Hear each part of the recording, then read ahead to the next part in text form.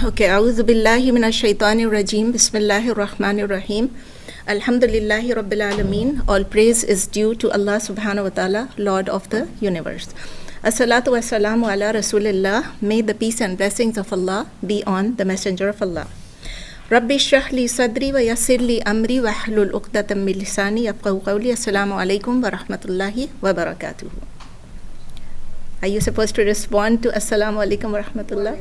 Okay, so I need to hear that, okay? So now, inshallah, we're going to start the class, and I request all of you to please note down your questions. Sometimes you have questions in the middle of the lecture, and then you forget. It's very common that you say, oh, I remember this, but then you will forget. Either note it down on your phone or on a piece of paper so that any questions that come, if you keep on asking questions in the middle, it might be a bit difficult to respond to each and every question properly and then again go through the content. So inshallah, I will answer all the questions after the class, unless there is something that I said or I say and it's not clear, like you couldn't understand what I said, then you stop me right there. But if it's a question, inshallah, I'm going to respond to it after the class, okay? Is it okay? Any questions so far? Any questions? So I might be getting to some of your questions in the end, some of the questions in the beginning, so just wait until the end of the class, inshallah, okay? How many of you are Hispanic?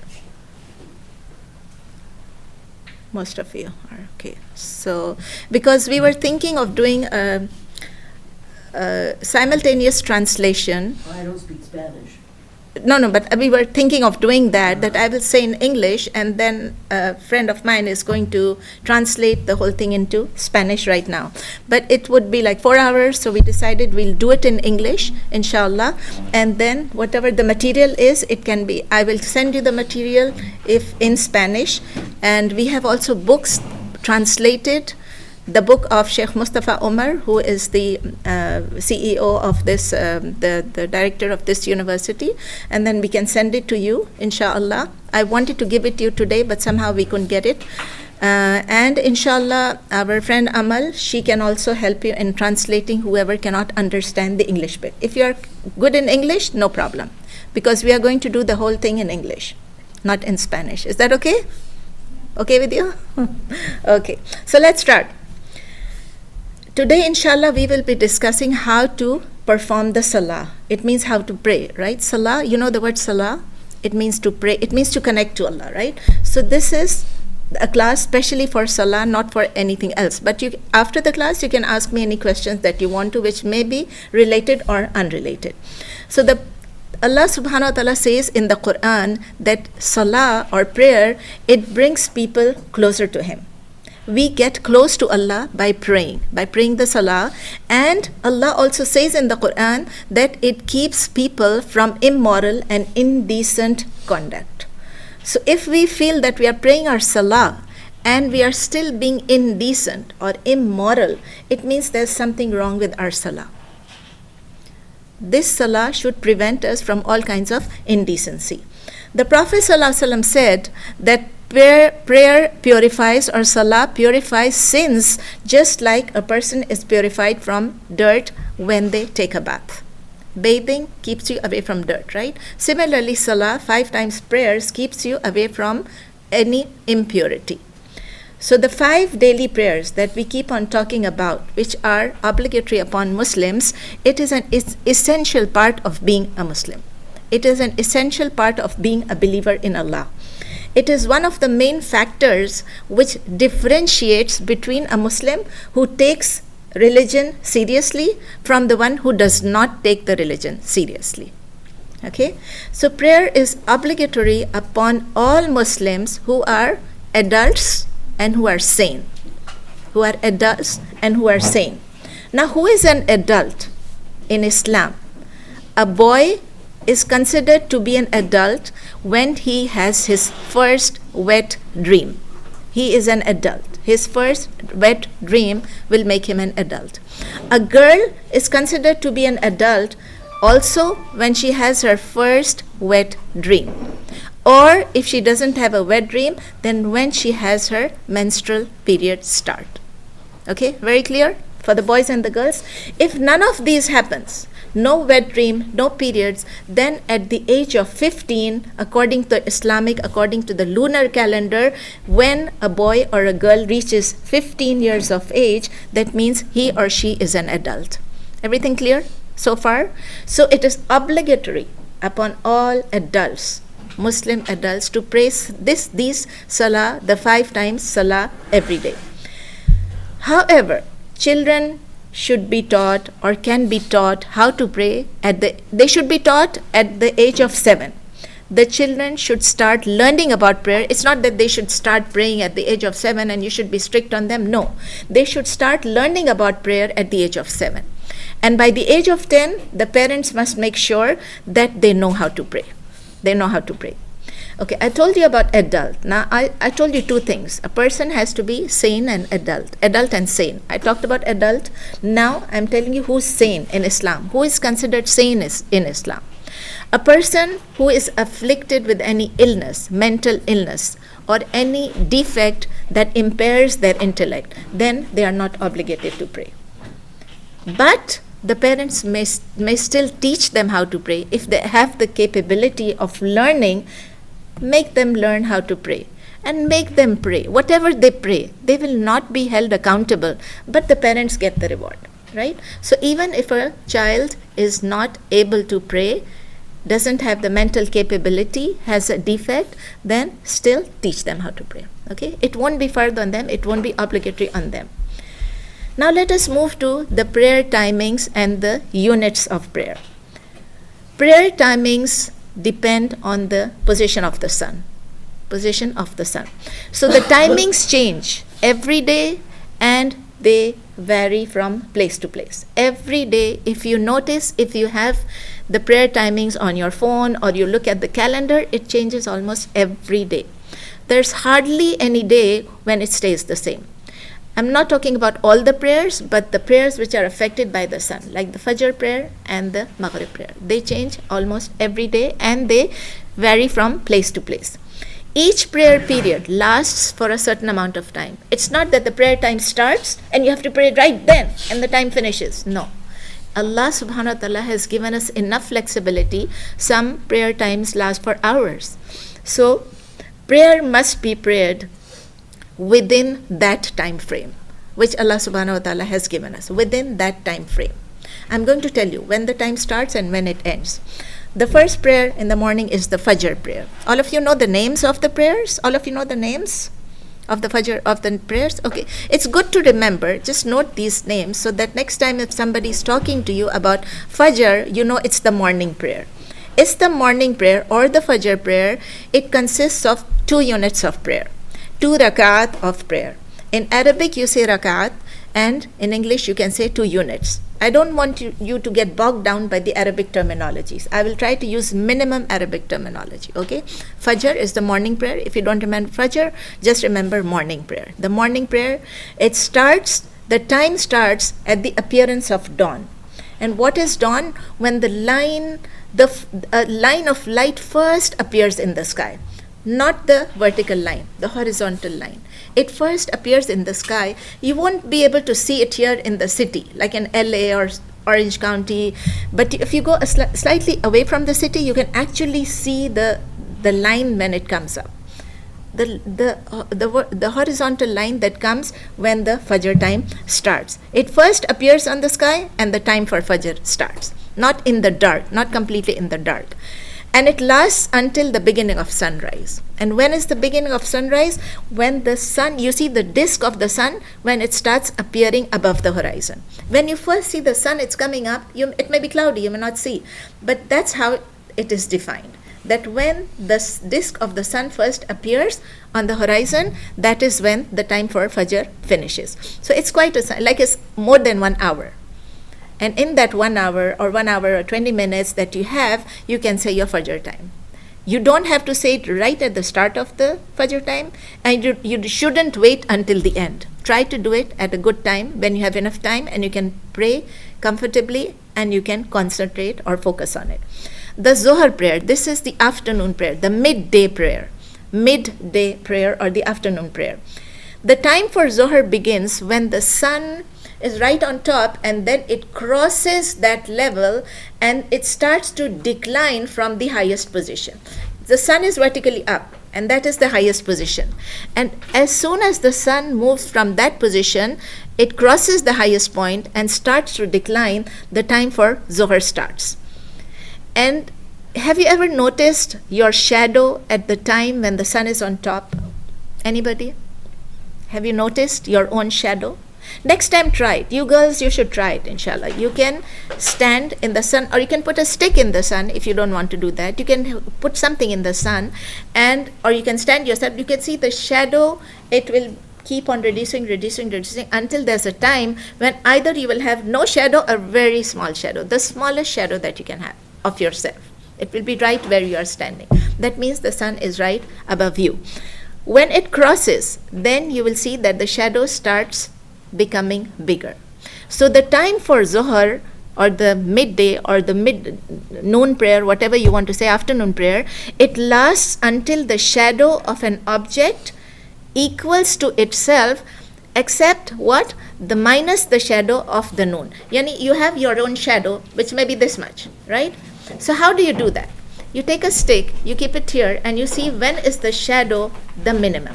Okay, then you minus that shadow, and you think now the shadow is increasing until the length of the stick becomes the same as the shadow. Got it? That is the end time for Zohar. So you have to pray Zohar within that time. Sometimes it's 1 hour, 2 hours, 3 hours, depending on the season, on the position of the sun. In winters, it finishes quickly. In summers, the time is longer. Okay. The third prayer is Asr prayer. It's like you can call it the late afternoon prayer for yourselves. It consists of 4 units. Did I say? I think I forgot to say that the Zohar prayer is 4 units. We talked about the Fajr prayer. It's 2 units. Then the Zohar prayer is 4 units. Then the Asr prayer is also 4 units. The time for Asr, or the late afternoon prayer, it begins when the time for Zohar finishes. So when the shadow becomes equal, this is the shadow, this is the stick or yourself. When it becomes equal, then the time for Asr starts. And it stays until a little before sunset. Just before sunset, it ends. The fourth prayer is called the Maghrib prayer. It means the prayer after sunset, soon after sunset. The time for Maghrib becomes as soon as the sun sets, soon after sunset. And it lasts until there is some whiteness in the sky. As soon as that whiteness disappears, it becomes dark, and the darkness starts spreading.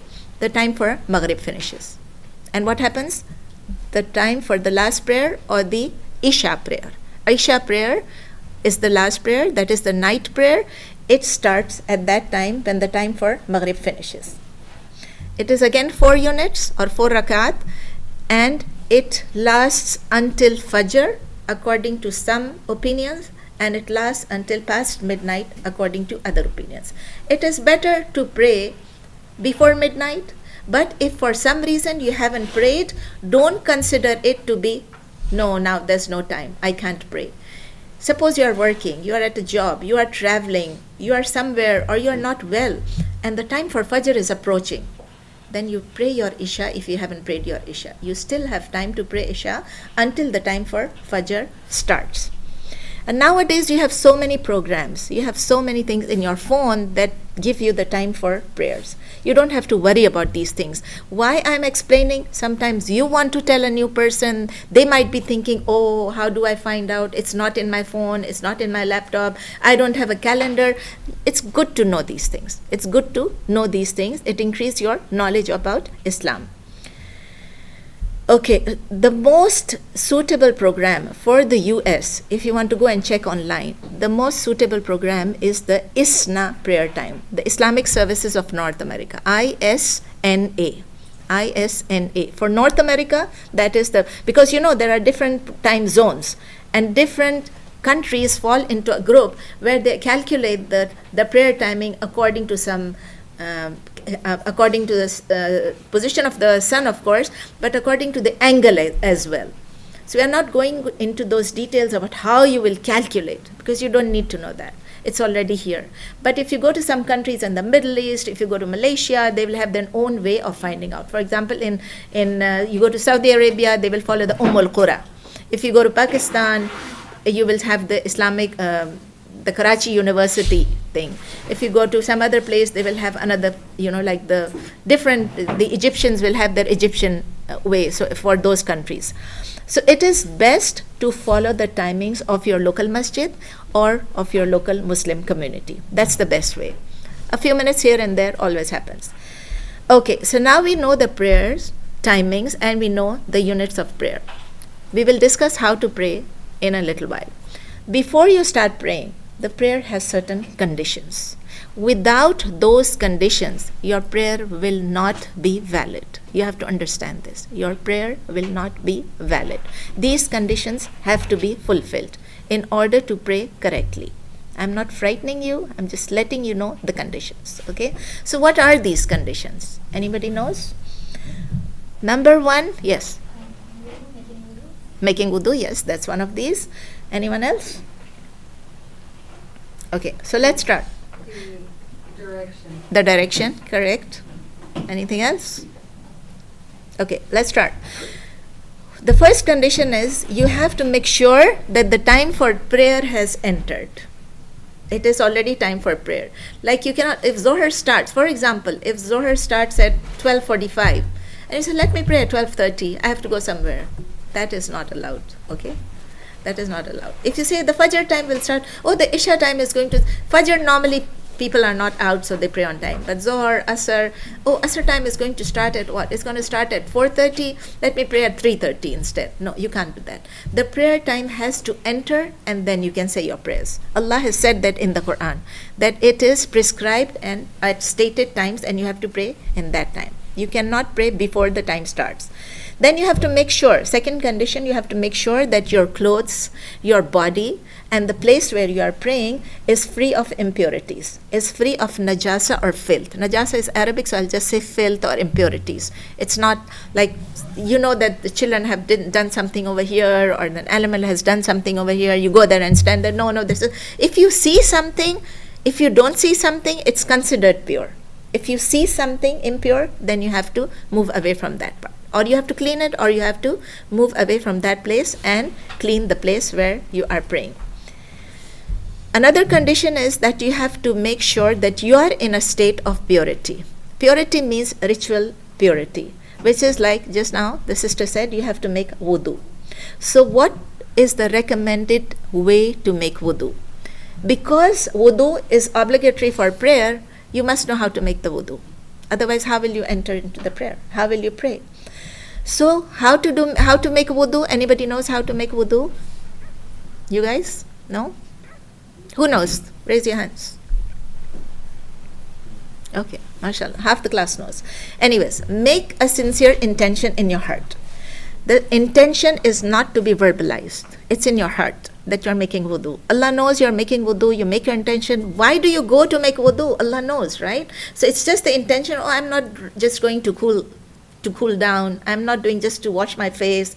I am going to make wudu. So you go with the intention, start making wudu, begin with the name of Allah. Everything has to be begun in the name of Allah. So say Bismillah. You have to say Bismillah ar-Rahman ar-Rahim, and then you wash your hands, including the wrist, like this part of the hand, 3 times.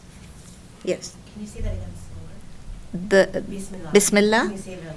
Okay, Bismillah ar-Rahman ar-Rahim, I can also send it to you. So, and I can also, are you Hispanic or okay, so I can maybe ask Amal to write it in Spanish for you. That would be easier for you. Okay, but all these things are available on a lot of things online.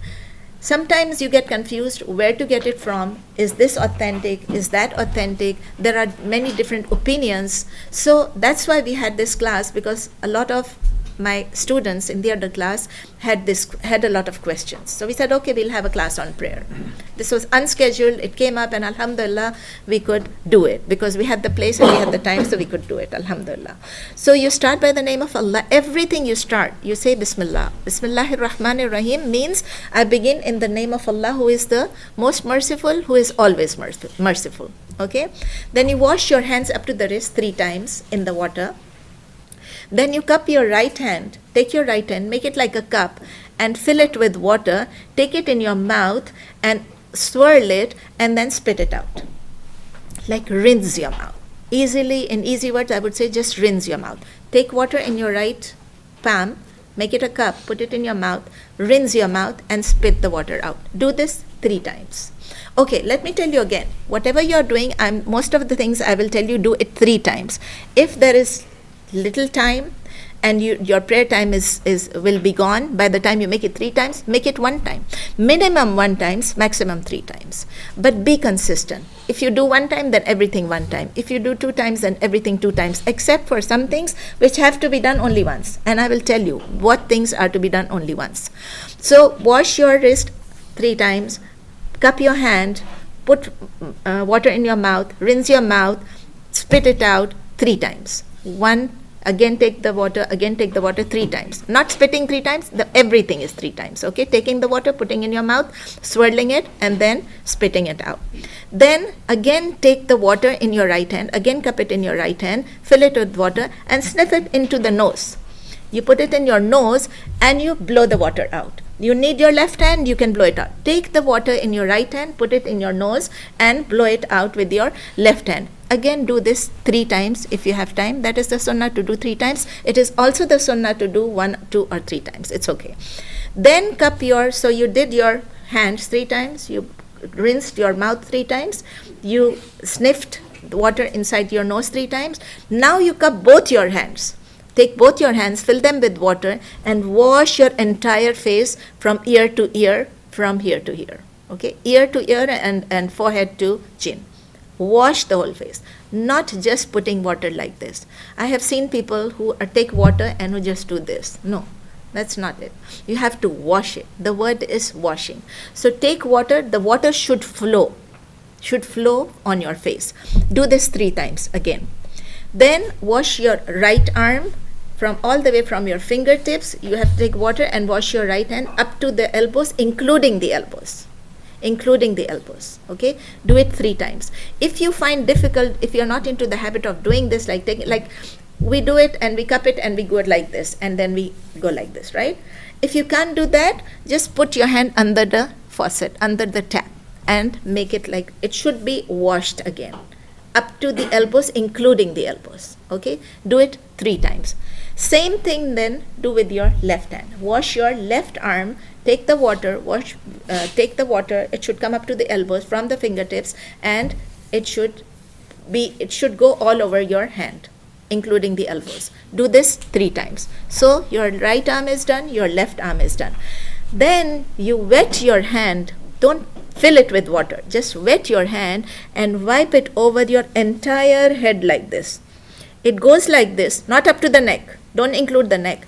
It goes like this from the forehead. You go like this, and you come back. For the men, it's easy because you can go and you can come back. You have short hair. Okay. For the women, it becomes a bit difficult. If you can't do that, it's okay. Just go up to here. Okay. That's done. Try to do. If you can't, it's okay. If you are wearing a scarf, women, and it's difficult to take off that scarf, you have all the pins and whatever, or you are in public, people might see you, right? You are making wudu in public, then what do? You do not have to take off your scarf, but you have to put your hand inside, wet the hand, put it inside the scarf, and at least this much you should wet your hair. If you can take it off from here, just wet it from inside over here like a hand. Or if you can't do that, you take your hand from here, you take your hand from wherever. Different people have different kinds of scarves. So depend on what is most convenient for you. Now all this is only once. Okay, you wet your hand, you go up to here, you come back, or you can't come back, or you put your hands in the scarf. When you do this, after that you have to kind of use the same water. If there's no water left in your hands, there should be some water left in your hands. It's all symbolic. So you have some water, take your index fingers, put it inside the ear like this, inside the ear, and then with your thumb, go back behind the earlobes and bring it up.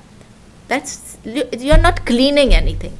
It's just ritual purification. That's the sunnah. That's the way the Prophet ﷺ did it. That's why we do it. Okay? So remember what we did? We took the water, we went from here to here, we came back, and then we put the index fingers in the ears, and we took the thumb and we went all the way up behind the earlobes. Okay? So that is only once. Then wash your right foot, including the ankle, 3 times. Wash it, not just wipe it. Just wash it, including the ankle, 3 times. Then wash your left foot, including the ankles, 3 times. Remember, all of these start with the right and then followed in the left. Okay? Remember that. Make sure that you put water inside the fingers, your toenails, and okay? Then after your wudu is complete. After completing the wudu, then you declare the shahada. All of you know how to do the shahada. Ashhadu an la ilaha illallah wahdahu la sharika lah wa ashhadu anna Muhammadan abduhu wa rasuluh. I can give all of this in writing to you. Just put your email addresses. I think Amal is going to take your email addresses so that I can send to all of you the text. Okay, the text of all these things that we are learning. Because you cannot memorize in this one class of 2 hours, right? So you say the shahada, and then, okay, remember, anything that prevents water from reaching any of these parts which you are washing has to be removed. Like glue, like paint, like nail polish, it must be removed before you start doing your wudu. Because if you have these things, they will become a barrier and the water will not get inside of you. Okay? Likewise, if you are wearing a tight ring, a ring that you are wearing for years and years, you don't want to take it off, it's your favorite ring, or a watch which is waterproof, still you have to make sure that the water goes underneath the ring, underneath the watch, and underneath the ring. Remember, the water has to get to your skin. There should be no barrier. Those things, those substances which do not form an insulating barrier, they don't have to be removed. They are okay. You don't have to remove them. Like lotions and stuff and oil and whatever you have, you don't have to remove them. So this is all about wudu. Okay? Amal, can you please take the email addresses of everyone so we can send them the text, and they can also, I will send you my email, and then you guys can also send me emails if you have any questions whatsoever. Okay? Feel free to send me any emails. Don't delay it. Just feel free to send me the email. Okay, there are certain circumstances, certain situations where Allah subhanahu wa ta'ala has prescribed that wudu is not going to be enough. It's not sufficient. You have to take a ritual bath. You have to take a complete bath. In such cases, what do? First of all, let us see what these cases are. When does it become necessary to take a bath instead of making just wudu? Number 1, after you have an intercourse. Number 2, after an ejaculation which was accompanied by sexual desire. Whether that occurs in your dream or whether you are awake. Both of these require 2 things, ejaculation plus desire. Then you have to take a bath, a full bath. Women have to take a bath at the end of their period, menstrual period, and also after the bleeding stops after childbirth. It may be a few days, it may be more days. It could go up to maximum 40 days. But after giving birth to a child, you have the bleeding, so you take a bath, complete bath. Wudu is not enough. During that period, when you have bleeding, of course, you won't be praying. So you won't be needing to make wudu. So what is the recommended way or the sunnah way to take a bath, to take a complete bath? Again, make sincere intention. Remember, intention is the most important thing in Islam. The intention. Anything you do. I'm not saying do something bad with a good intention. The intention has to be in line with your action. You're doing a good action, make the intention, it is solely for Allah, only for Allah. And that's why intention is most important. So make sincere intention in your heart. Again, there is nothing to verbalize. You don't have words to say. So remember start with the remembrance of Allah. Again, Bismillah. For everything you have to say Bismillah. It is like starting in the name of Allah. Wash now this is taking a bath, remember. So you are going into the washroom, taking a bath. First of all, you make the intention inside your heart. Then what do? You say Bismillah. Because that part you can say Bismillah. If you're in a toilet, then you don't say Bismillah inside the toilet. You don't take the name of Allah inside the toilet. This is a shower, right? You're taking a bath, you say Bismillah. Then you wash off any impurities that may be around you, especially around your private parts. Around your private parts, you may have some impurities. Wash them first. Then you make wudu. I just told you how to make wudu, right? So while you're in the shower, you make wudu. How do you make wudu? Again, with the hands, in the mouth, in the nose, on the face. Go like this to your ears. Wash your, did I say arms? The arms, the thing, and then again, wash your feet, everything. You are done. Okay, so you have done your wudu. Now you put water on your whole body. You put water, pour water on the whole body, and you may use soap or what. You need chairs. There's one chair over here. You can pull these chairs. There's one chair over here. So make sure that the water reaches every part of your body, each and every part of your body, including the roots of your hair and the beard. If you have a beard, that you should just go inside the beard. Even while you're making wudu, for men, you have to use so that water goes inside the beard. Okay, if you have those braids, I can't see anyone in the class having braids, but maybe you have the braids which are tight braids and you cannot open these every time you take a bath, then you just put the water on it, and inshallah you pour the water and it should go inside. Then you don't need to open all the braids all the time. Just make sure water is going inside, it's touching your skin, your scalp. So Allah subhanahu wa ta'ala has allowed us also to wipe over our socks, upon our socks, as a symbolic substitute for washing the feet.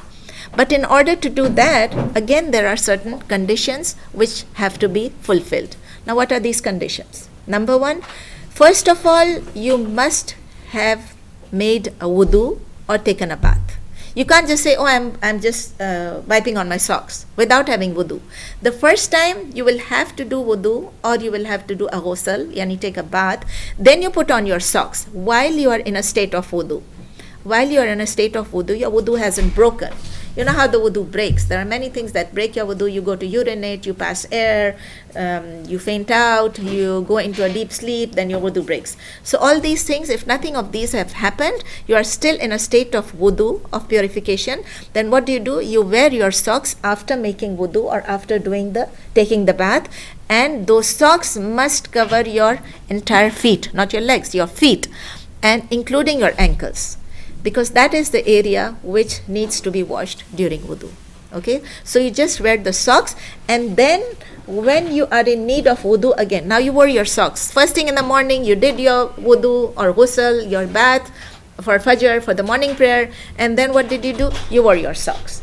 Now you're going to the office, you're going to work, you have a whole day. Even if you're not going anywhere, you are at home.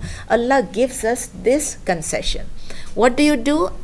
You just make wudu for all the other parts, which is easy. The difficult part is to wash the feet. If you're outside in public, in a public restroom, what do? It seems very odd if there are non-Muslim taking your legs into the sink and then washing it. It seems a little embarrassing, right?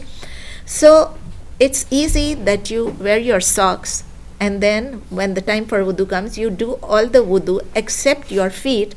And when it's time to wash your feet, what you do is, instead of taking off your socks, don't take off your socks. Just wet your right hand with water, and just go and wipe on top of the socks. On top of the socks. You know what I mean? Like you go on top like this, and just with your right hand. Not on the sole, not on the bottom. Sometimes you might think, I've seen people doing that. They go into the restroom, and what they do is they take the water and they wash the sole. They wipe the sole, the socks on the sole. That is not what Allah intends. Although the sole, part of the socks, gets dirty, right? But this is symbolic. We are not cleaning anything. We are just purifying it. This is ritual purification. So this is what Allah wants. So place the fingers of your right hand and with the water and just wipe it on your socks from the part of the fingers and then go up toenails and then go up to the part of the socks. Okay, similarly you do for the left. Take your left water in your left hand, not like water but just like wet your hands, and then go all the way from your toenails up to the socks. Do the same, and that means you have completed your wudu. It's nothing deficient. You didn't wash your feet, and it is completely all right to do that. Okay, so what is the time limit for wiping your socks? Can you just wear your socks today and keep wiping it for the next few days? No, you can't do. Who will do that? Nobody wants to do that. You change your socks every day, right? Everybody changes his socks. You change your socks every day. The kids, no, they change their socks every day. They might be changing 5 times a day. Who knows? The way they go around with socks without shoes. So what is the time limit for wiping your socks? According to one opinion, it is 24 hours from the time you lose your wudu. You lose your wudu from that time, right? According to another opinion, it doesn't, sometimes it's very different. But just to make you know that according to another opinion, it is 24 hours from the time you wipe over your socks for the first time. When you wipe over your socks, it makes a big difference. Suppose you wore your socks in the morning, right? Today. And then you didn't need to make wudu. But when your wudu broke, then you say, oh, now it's time that now my 24 hours are beginning. But suppose you don't need to make wudu because from Fajr to Zohar you have a long time, right? At Zohar time you are doing the masa, it's called masa, the wiping over the socks. You are wiping your socks for the first time. Then your 24 hours begin from that time. So there's 2 opinions. The thing is that normally you wouldn't want to sleep with your socks on unless you are ill, you have some problem, or you're experiencing some difficulty, so you are wearing your socks during night. Yeah, but all day you can make wudu in the morning and then you can wear your socks, and all day when you are making all the 4 prayers, Dhuhr, Asr, Maghrib and Isha, then you are just doing wiping over the socks. However, if you are traveling, the time Allah subhanahu wa ta'ala made it 72 hours. Instead of 24 hours, it becomes 72 hours. Yani instead of 1 day and 1 night, it becomes 3 days and 3 nights. What if you have an injury? What if you have a bandage? What do you do? Anywhere where you are making wudu, on your arm or your hands. If you have a bandage here, there it doesn't matter, yeah? But if you're making wudu and you have a bandage somewhere on the hand, somewhere on the elbow, on anywhere on your feet, what do? If you're unable to wash that part of the body due to an injury or due to anything else, you may wipe over that area instead of washing. It's only when you have an injury, okay? Then you wipe instead of washing it. Also, if the washing could cause harm, then you can wipe it. And if the wiping can cause harm, you know that if you apply a little bit of water on that, it can cause more harm to your injury or your whatever is there, then you may skip the injured area altogether. You may skip that area altogether. Allah subhanahu wa ta'ala is most merciful. And that's why He has given us a lot of concessions. If you can wash, wash. If you cannot wash, wipe. If you cannot wipe, just skip that area. Still your wudu will be complete. So if there is a bandage, that was an open wound. If there is a bandage, then you wipe on top of the bandage. If there's a bandage or whatever you are having, or band-aid or bandage or plaster or whatever is there, then and it is difficult to remove it every time you make wudu, then you may wipe over the bandage or whatever material it is. There's another concession that Allah subhanahu wa ta'ala has given us. That is dry ablution. Ablution is wudu, right? So dry ablution, or it is called tayammum. Tayammum means that if there is no water, so there are certain conditions. Again, you cannot use tayammum, you cannot do tayammum because I'm sitting here and say, oh, I don't feel like going to the toilet, I don't feel like making wudu, I'm so lazy, I'll just make tayammum and pray. I've seen people doing that as well. So you have to understand that there are certain conditions, certain situations where either you wanted to make wudu or a ritual bath was needed.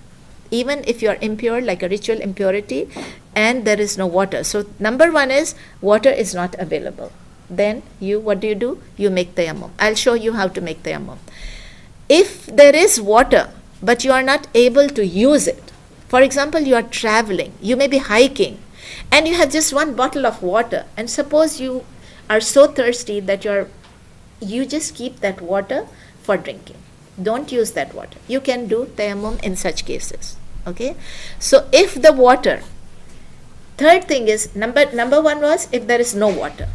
Second situation is there is water, it's not enough for making wudu.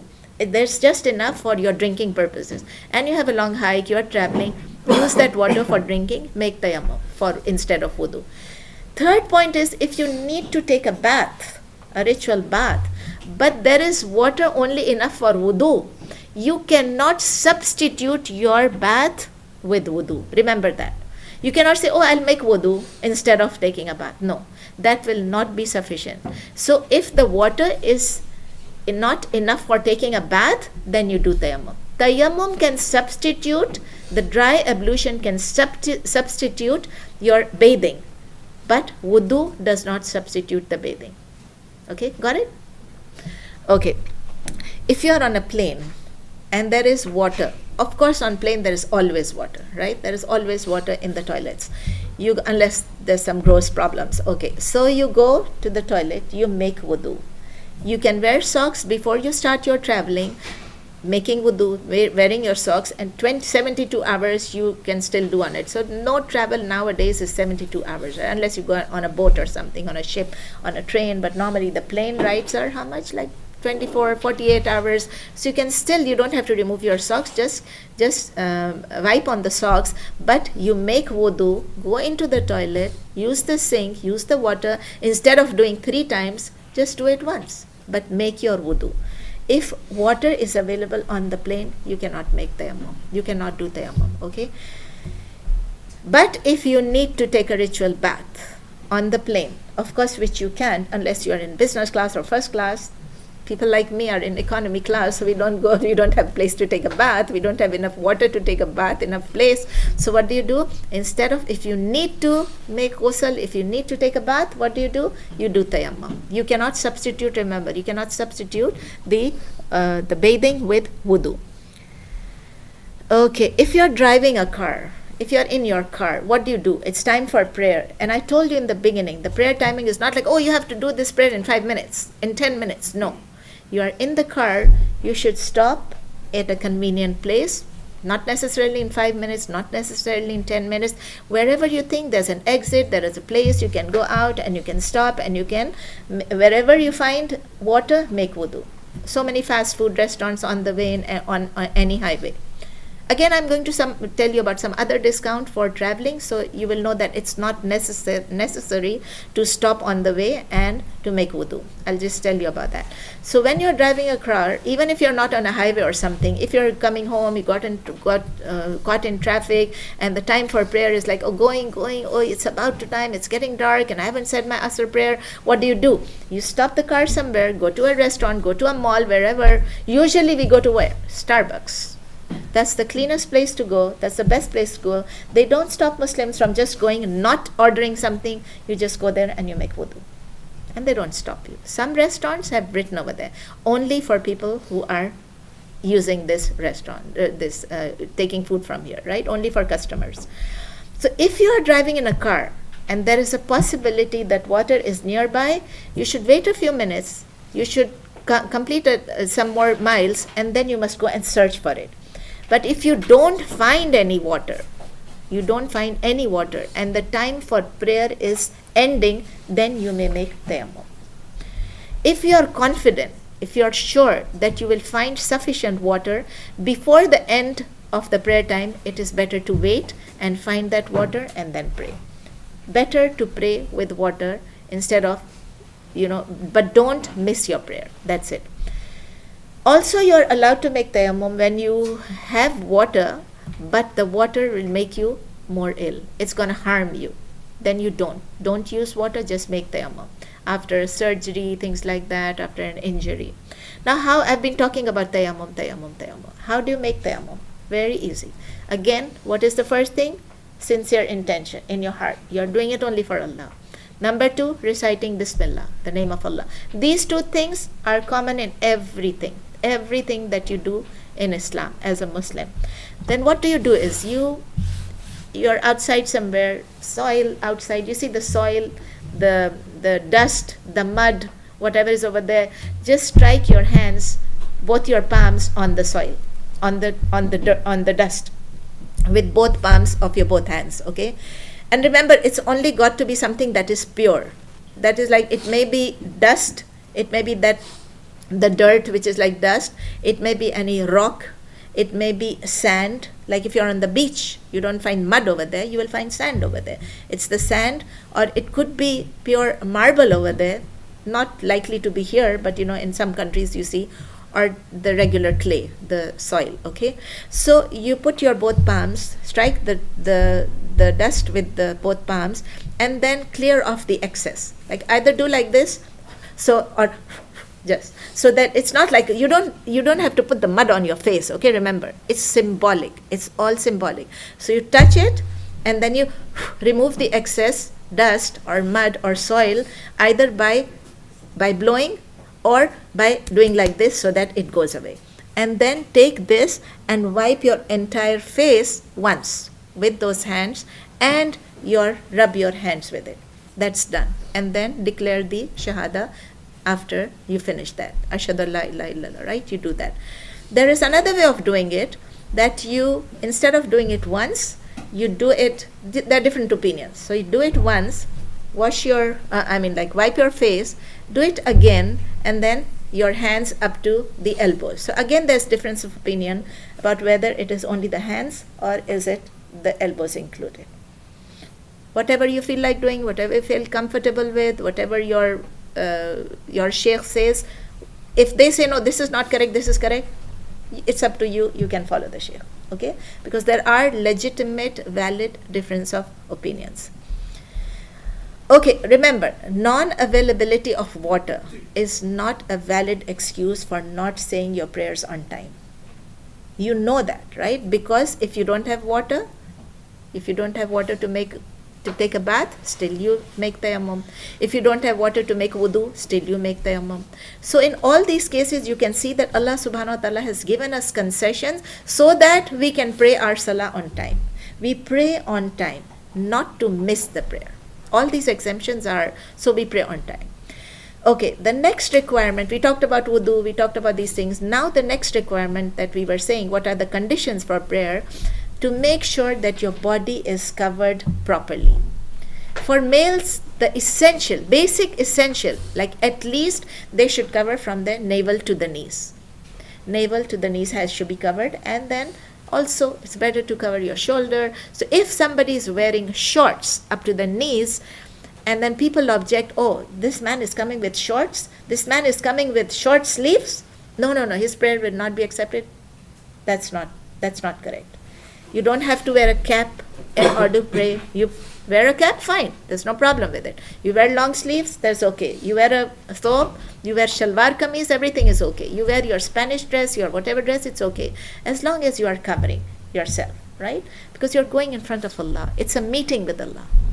For women have to cover their entire body except 2 things, the face and the hands, this much. Even your wrists, try to cover it up to here, right? If it opens a little bit, it's okay, because our sleeves, they go up. So your face and your hands, and these are the only things that need to be exposed. So be careful that women, they have to cover their full arms. Sometimes women are praying with their short sleeves. You can see their arms. That's not correct. You have to cover your full arms, your full legs. It's not like men that you have to go, it's only up to the knees. That is the aura that's different. Now you have to cover the full aura for the prayers. That is like you have to cover your entire legs, including the ankles. It has to be your pants have to go up to the ankles, including the ankles, and the material has to be non-transparent. The material has to be opaque.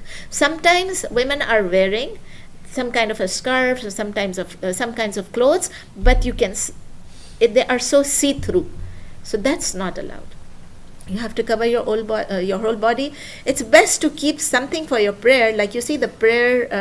Have you seen the prayer thing that comes? You know that, right? It's available in shops. So it's covered your whole face, including like your whole body except your face. It covers your ears. It covers your neck and your ears, and everything have to be covered. Okay, it just have to be covered properly. If a small area of the place that you are covering, that you have to cover, if it becomes uncovered during prayer sometimes, then you should at once, as soon as you see, just put it. Suppose your sleeve went up, you just keep it down. Suppose your hijab went up, bring it down. But if a large area is uncovered, this is like a small area, if a large area is uncovered, then your prayer must be repeated. For your prayer, you have to cover your entire body. For example, if you are praying and your hijab falls down, suppose you have a silk or a chiffon or something hijab that just falls down, or your baby is with you and she or he pulls your hijab, then you must, and it's gone off during the prayer, you must repeat the prayer. If the thigh of a man is exposed during prayer for some reason, he must repeat the prayer. Okay. Another requirement for prayer is that you have to, somebody said, facing the Qibla? Yeah, facing the Qibla, that is the direction of the Kaaba. The Kaaba is the house of Allah in Mecca. So you have to face, now we are sitting here. How do we know which way is Kaaba? So there are so many compasses, there are so many programs, it's built into your phones, or you can just use a simple compass. If you don't find anything, you just go out, you see, okay, which way is the sun? In North America, we know that the direction of the Kaaba is northeast, right?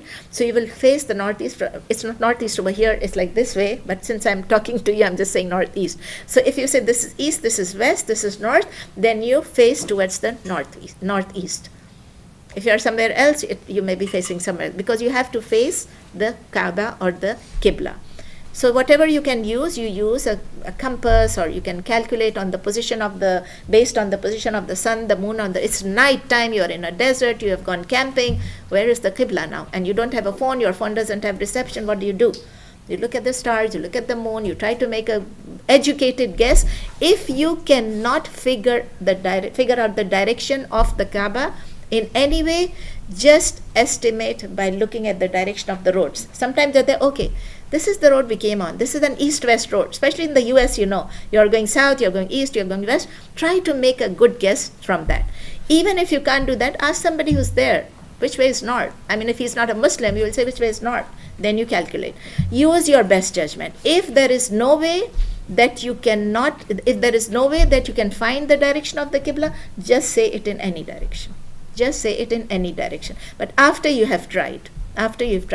Now suppose you were praying in one direction, right? You're praying in one direction, and somebody comes and says, hey, that's not the correct direction. I saw it on my compass. Then you should move during the prayer to that direction. Suppose I was praying this side. So no, you just move. Move in the correct direction. Somebody tells you. During the prayer, your prayer will be valid. Your prayer will not break.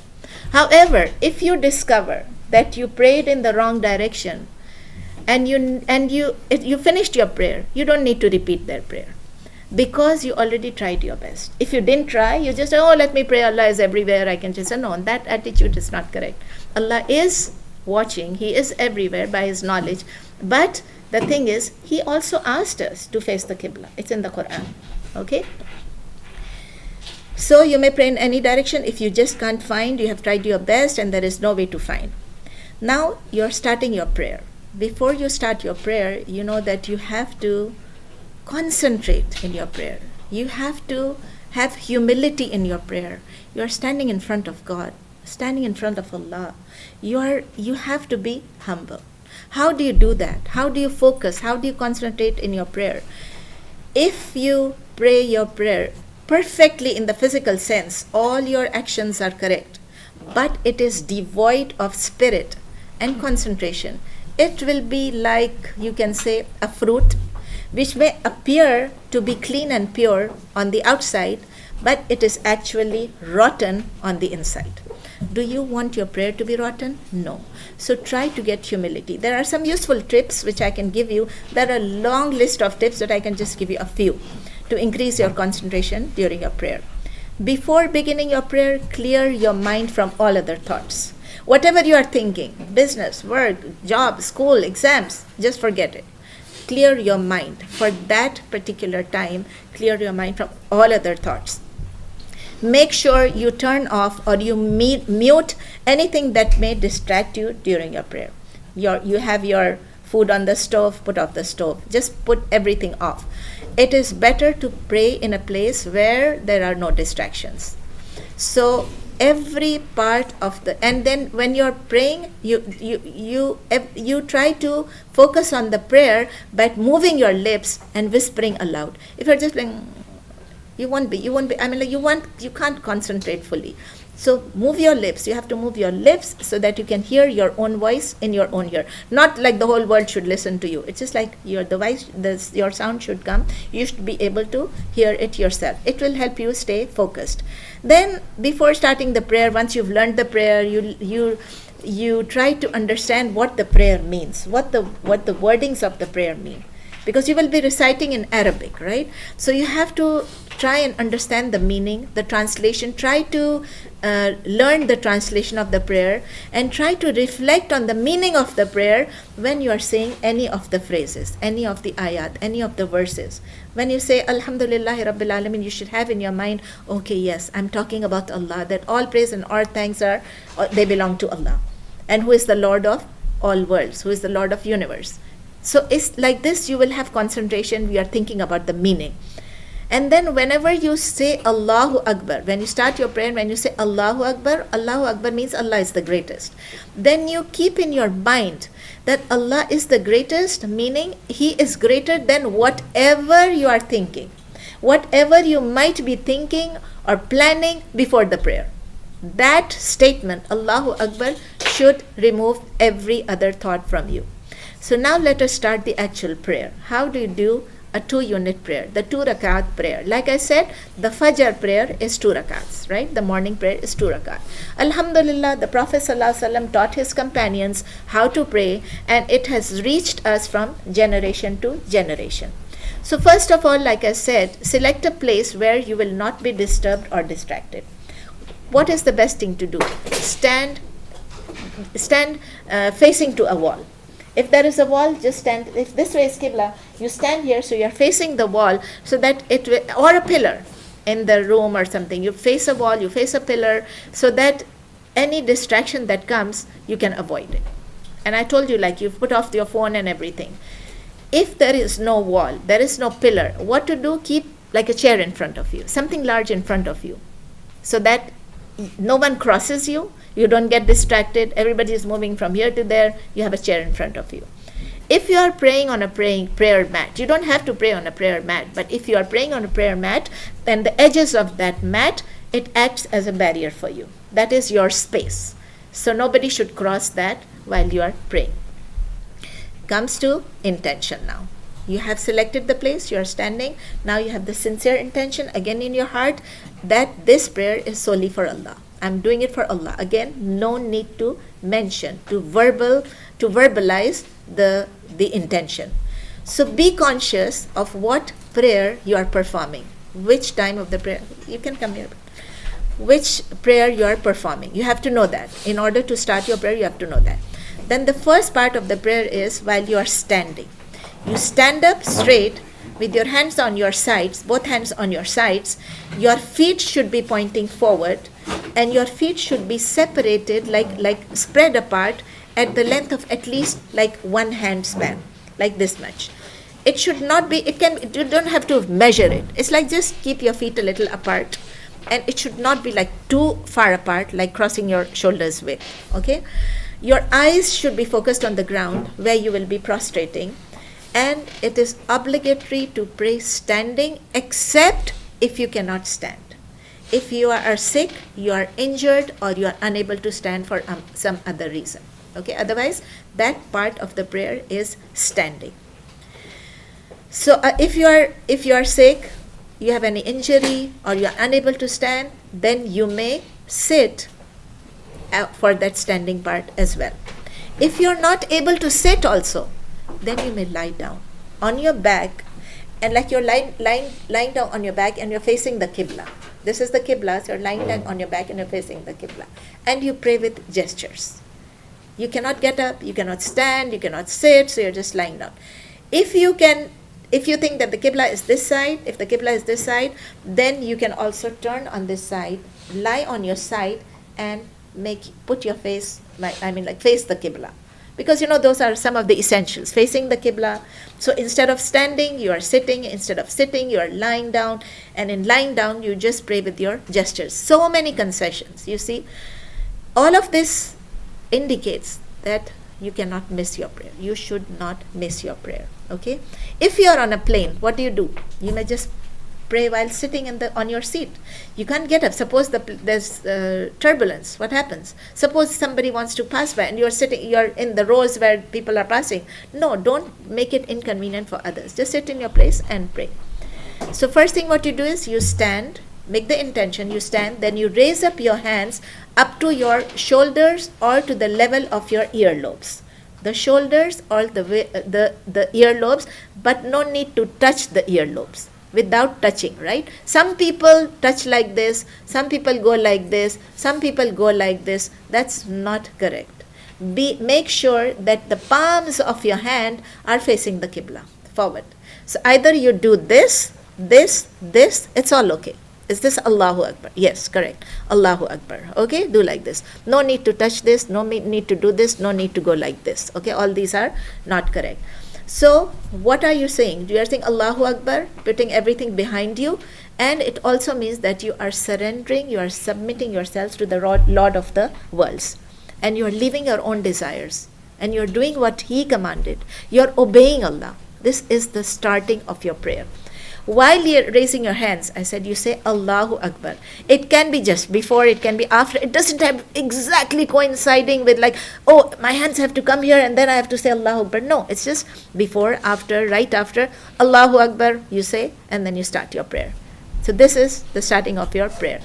Place your right hand on top of your left hand. This is a must, okay? Right hand on top of the left hand. How do you keep your hands? There are different ways the Prophet ﷺ has shown us. So you can keep like this. It should be on the chest, around the chest, below the chest, okay? Just this chest area. So either you keep like this. Can all of you see me? So either you keep your hands like this, one on top of the other. Basically, there are three ways, okay? So one is like this. The other is like you hold your arm like this. And the third is you hold it like this, okay? All three, like this, and like this. Whichever suits you. Whichever is comfortable for you, do that, right on the left. And then you say the opening supplication. So all these things, the supplications that we are doing, I know, like I told you before, that you cannot memorize them in one day. I will have to send you these, and I will send you all the things in Arabic and also in Spanish and also in English and the transliteration, so you can read it easily. So you say Subhanakallahumma wa bihamdik wa tabaraka ismuka wa ta'ala jadduka wa la ilaha ghayruka. It means that you are declaring the perfection of Allah. Okay, just in small words, you are praising Allah and you are declaring the perfection of Allah. Then you recite A'udhu billahi minash shaitanir rajim, which means you are seeking refuge from the shaitan. You are seeking refuge in Allah from the shaitan who is cursed. From the devil, from Iblis, from shaitan, you are seeking refuge. So, A'udhu billahi minash shaitanir rajim. And then you recite Bismillahir Rahmanir Rahim. So you did Allahu Akbar, put your hands before the sana, before the praise, the opening supplication. You don't need to say A'udhu Billah and Bismillah. After you say Subhanakallahumma, then you say A'udhu Billahi Minash Shaitanir Rajim, Bismillahir Rahmanir Rahim. Why? Because now you are going to start the Quran, reciting the Quran. So you must say this before reciting the Quran. What part of the Quran do you recite first? Only Surah Fatiha. I hope all of you have started learning Surah Fatiha. If not, somebody is a brand new Muslim, just start learning to recite Surah Fatiha. It's easy, it's a short surah, it's got just 7 verses, and inshallah you will learn it very fast. I have known people who say they can learn it in 1 day or 2 days. Do it as fast as you can. If you can't, take your time. Do it, but try to do it devotedly. Nowadays, it's so easy.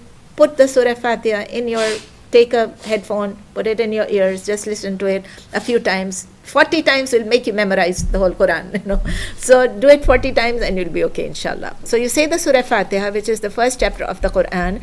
After finishing Surah Fatiha, say Ameen. What does Ameen means? Oh Allah, accept this from me. Because in Surah Fatiha, you are praising Allah, and then you are asking for a dua. You are making a dua, you are asking for something. What are you asking for? You are asking for guidance. You are saying, oh Allah, guide me to the straight path. Oh Allah, please guide me to the path of those people whom you have conferred your favor upon. And oh Allah, please save me. Save me from going towards the way of those people whom either you have your wrath upon them, you are angry with them, or who have gone astray. So we are asking for something from Allah. So when you ask, you make a dua, you make a supplication, then you always say, Ameen, oh Allah, please accept this prayer. Then you recite something from the Quran. It could be a complete surah, like a short surah. Most of the converts, they tell me that they recite Qul Huwallahu Ahad, Surah Ikhlas, or Surah Al-Kawthar, Inna A'tainaka. These are the 2 shortest surahs in the Quran. So you see, either you recite a surah, short surah, or you can recite any verses that you know from the Quran. So you finish Surah Fatiha, you say Ameen, and then you say, if you're starting a new surah, you say Bismillah. If you're not starting a new surah, it's some ayat, you can just go randomly to some ayat. Then you finish this, then you say Allahu Akbar, raise your hands, say Allahu Akbar, and you bend into bowing. Do the ruku'. The bowing is called the ruku' in Arabic. So that's the bowing. You go, you bend. Can somebody, can you do it in front of them? So, okay, so the bowing, you know that, just come here. Over so, there? Yeah. So the bowing has to be like, look, you try to do your best. Yeah, bend it. So your back. Yeah, and then you go into bowing. So your back is straight. Try to keep your back as straight as you can. Nobody is going to come and measure, right? Normally they say so that if you put a cup of water on it, it shouldn't spill, right? Yeah, this is okay. So some people cannot bow properly. It's okay. You have some back problem, anything, you bow as much as you can. So that is your bowing. And how do you do? How did you keep your keep your palms, the fingers, spread your fingers, keep your palms on your knees, spread your fingers slightly so that you can hold your knees firmly. You are holding your knees firmly. Your eyes should be focused on the feet. Yani, not focusing like, what are my feet like? What are my fingers doing? No, just look at your feet. Try to keep your back as straight as possible and your elbows away from your side. Your elbows should be away from you. So while you're doing your bowing, your ruku, your elbows should be away from the side. In the position of ruku, you have to say 3 times, Subhana Rabbiyal Azim, which means, glory be to my Lord, right? So, and He is the great. So you are praising Allah while you are bowing. Just stay there so you can do the sujood as well, inshallah. Jazakallah khair. So then, if you're not able to bow, some people cannot bow because of their back problems. If you cannot bow, then you can bow with just gestures, right? Suppose you are sitting and praying. You're sitting and praying. You cannot bow. You can just go this. Just put your hands on your knees and just go like this. That's it. A little bit of bending.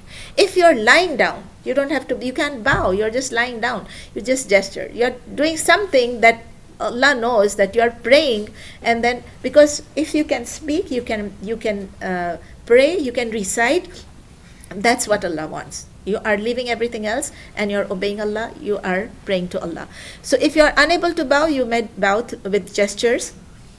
Then you get up from your bowing saying, Sami Allahu liman hamida, Rabbana walakal hamd, or Rabbana lakal hamd. Rabbana walakal hamd or Rabbana lakal hamd, it's not that different. It means that Allah subhanahu wa ta'ala has heard the one who praised Him. The one who praised Him, Allah has heard, and then you say, Our Lord, you are praised. You are praised. Oh, our Lord, you are praised. Then, after coming up from the ruku, from the bowing, again, you put your hands up. Okay, there's a difference of opinion. Some people don't raise their hands up while going into the ruku and coming up from the ruku. So you raise, while you're coming up from, can you show, you're coming up from the ruku, get up and raise your, Sami Allahu liman hamida, Rabbana wa lakal hamd. Okay, now you've stood up, you've said Sami Allahu liman hamida, Rabbana wa lakal hamd.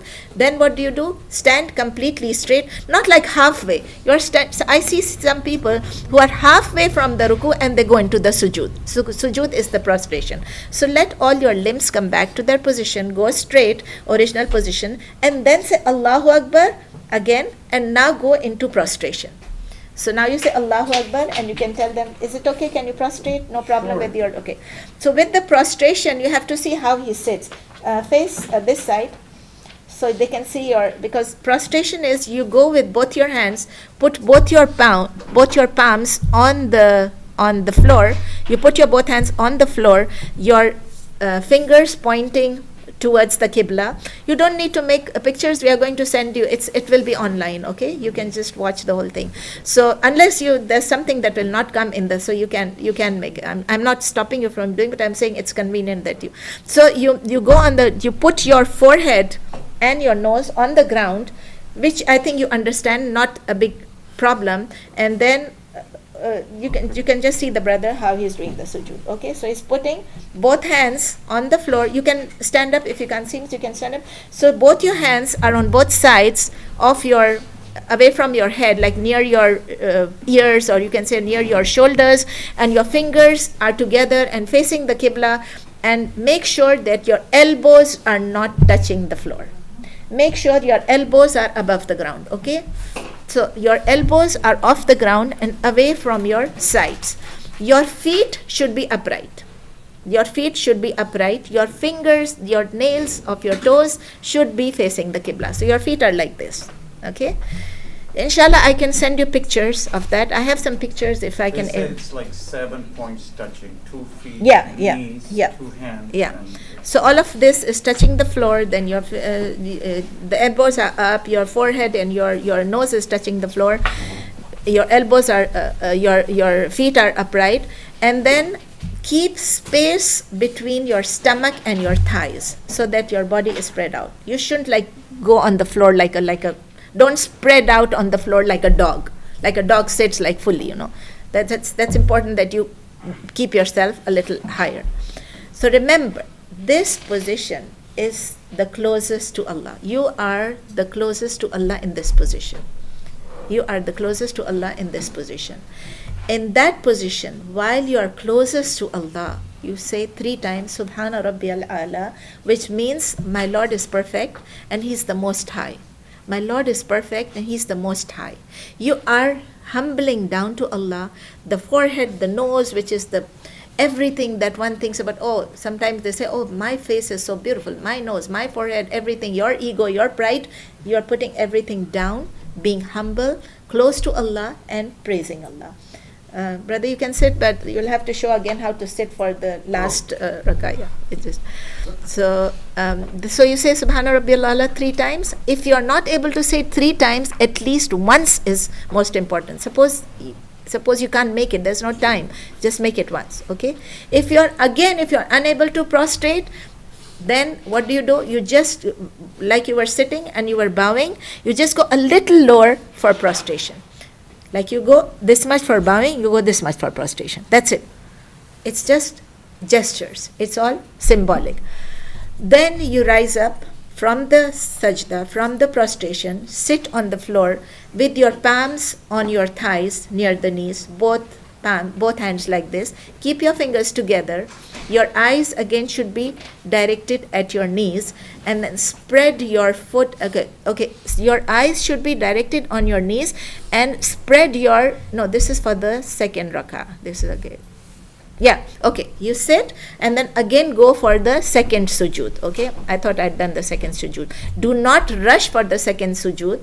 Sit down and then again pause and then go for the second sujood by saying Allahu Akbar. So you said Allahu Akbar, you went into prostration, then you got up by saying Allahu Akbar, you put your hands, I think I forgot to say Allahu Akbar. You get up from your prostration by saying Allahu Akbar, you put your hands here, sit down for a brief pause, don't rush, not coming halfway and then going back into sujood. Then you sit here and then again after a few seconds go back, say Allahu Akbar and make the second prostration. Okay, so 2 prostrations. There was 1 bowing and there is 2 prostrations. So you go say Allahu Akbar, second prostration, then again you say Subhana Rabbiyal A'la, Subhana Rabbiyal A'la, Subhana Rabbiyal A'la 3 times, and then you say Allahu Akbar and then you return to the standing position. 1 unit is complete. This is 1 unit of prayer, 1 full unit of prayer or 1 rak'ah, that is complete. When you stand up again, then starts your second unit. Second unit is exactly the same as the first unit, except that when you start, you don't do the opening supplication. Subhanakallahumma wa bihamdik, you don't do that, and you don't say A'udhu billahi minash shaitanir rajim. 2 things you skip in the second rak'ah or the second unit, and you start with Bismillah. You start with Bismillah, say Allahu Akbar, stand up, put your hands again, and then you start with Bismillah, Surah Fatiha, then another surah or some ayat, go into the bowing, get up, go into the prostration, go into the second prostration. Once you've done that, then you sit, and this is what I was saying, that the brother will have to show you how to sit. I can show you pictures as well, inshallah, or I can send it to you, the pictures that you have to sit with.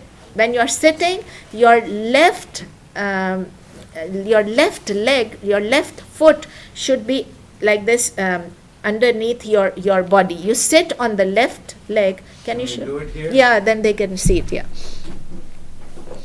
So sorry. So they have to see your back side. So you do it. No, you do it here, this side, so they can see so they can see it. So you put your left foot, and you sit on your left foot and keep your right foot straight like this, vertical. These people can see. Can you just turn? Yeah. So your right foot has to be straight like this, and the fingers pointing towards the Qibla. So it's like this. Sitting on your left foot comfortably. Don't be uncomfortable, because praying you have to be comfortable.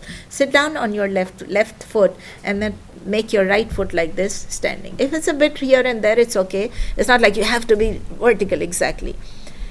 And then you start, you put your hands on your thighs, close to the knees, with your fingers, your fingers pointing towards the Qibla, and then you start reciting the tashahhud. This tashahhud is, again I have to send you this, at-tahiyyatu lillahi was-salawatu wat-tayyibatu. This is a whole phrase that you have to learn, and after that you declare the shahada again, ashhadu an la, yes brother, it's okay, ashhadu an la ilaha illallah, again you have to declare. So I will send you all this material once you know the positions correctly and you know what to say when. Inshallah, I will send you all of this. So these are actually the greetings. At-tahiyyat means these are the greetings, all the prayers that belong to Allah, and then you say, may the peace of Allah be with you, O Prophet. You are sending the peace on the Prophet, as well as the Allah's mercies and blessings, and also you are sending the peace of Allah be with all the righteous servants of Allah.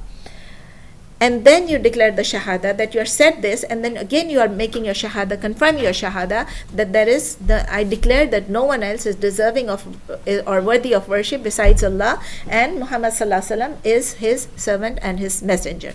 After that, you recite the blessings on the Prophet sallallahu alaihi wasallam. Yes, the finger. I'm telling you about the finger. I forgot to tell you about the finger. The finger, again, there are differences of opinion. One opinion is that when you sit down, as soon as you sit down in tashahhud, you roll your hand like this, roll your fist like this, and your palm like this, and then what you do is you pick up you raise your index finger in the direction of the Qibla. Okay, so you're sitting down, you have made this into just curving it, and you're holding it like this. You can hold it throughout from at-tahiyyat until the end of the prayer, or you can keep moving it throughout from at-tahiyyat until the end of the prayer.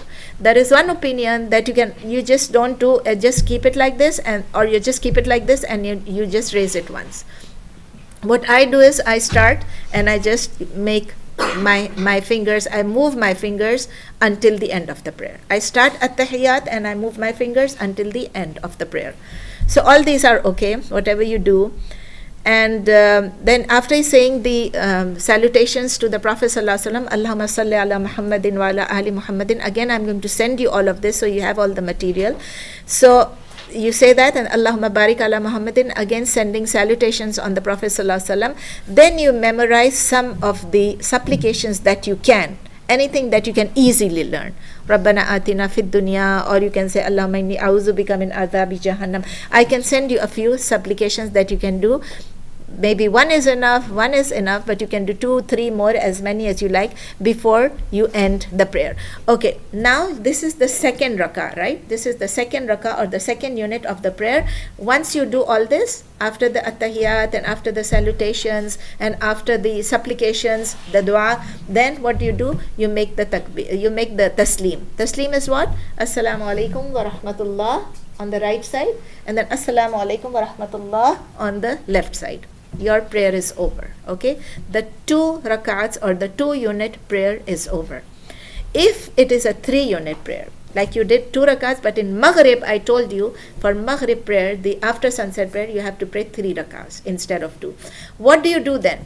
You pray exactly the same way, come into the second unit. In the second unit, after saying the salutations, after doing the attahiyat, don't do the salutations. After doing the attahiyat and then the greetings, and then after doing the declaration of the shahada, say Allahu Akbar and get up. So this was kind of 1.5 rakahs. It was 2 rakahs, but seemed like it's 1.5 rakahs because you didn't pray the salutations on the Prophet ﷺ. So you get up after saying attahiyat, and then after making the shahada, you get up. You get up for this completes your 2 rakahs. Now you start the 3rd rakah. For the 3rd rakat, again you do it just like the second rakah, like you miss the opening supplication. You don't do the Auzu Billah. You just pray the Bismillah and Surah Fatiha. And you don't add any other surah to it. You finish at Surah Fatiha. In the 3rd rakah, you do Surah Fatiha, you say Ameen, and you say Allahu Akbar and go into bowing. Okay? So remember, first 2 rakahs, you were saying Surah Fatiha plus a little bit more of the Quran. In the 3rd unit, you don't say after Surah Fatiha, you finish Surah Fatiha, you say Ameen, oh Allah, accept my prayer, and you go say Allahu Akbar and go into the bowing. Now you do everything just like you did in the 2nd rakah, like you do your sujood, your prostration, you get up, again do the 2nd prostration, you get up, you sit, you do the greetings, you do the salutations on the Prophet, you do your dua, and then you say Assalamu alaikum wa rahmatullah, Assalamu alaikum wa rahmatullah. This is the 3 rakahs, which is for Maghrib. Okay, remember, after the sunset. If you are doing 4 rakahs, which is for Zohar, for Asr, and for Isha, what do? Again, you do just like the 2 rakahs. In the 2nd rakat, after doing the greetings and the salutations, the greetings and the shahada, and then you get up. You make the 3rd rakah just like you did in the 3rd rakah before. Again, you get up after the sujood and you make the 4th rakah. In the 4th rakah, you do again the same thing. You don't pray the opening supplication. No, Auzu billahi minash shaitani rajim. You start with Bismillah and you do the Surah Fatiha and no more surahs. Surah Fatiha, again Allahu Akbar. So it was just like the 3rd rakah, but after the 4th rakah, now you sit down. After the 3rd rakah, you got up, right? In the 4th rakah, you sit down and you pray the whole prayer, the greetings, the shahada, and the salutations and the supplications, and then you do Assalamu alaikum wa rahmatullah, Assalamu alaikum wa rahmatullah. It is too fast. It will be a little difficult for you right now. If you are taking notes, fine. Then you will have all the things in short. I will send you, inshallah, all the material that I have, and inshallah, this video will be available for you to watch again and again.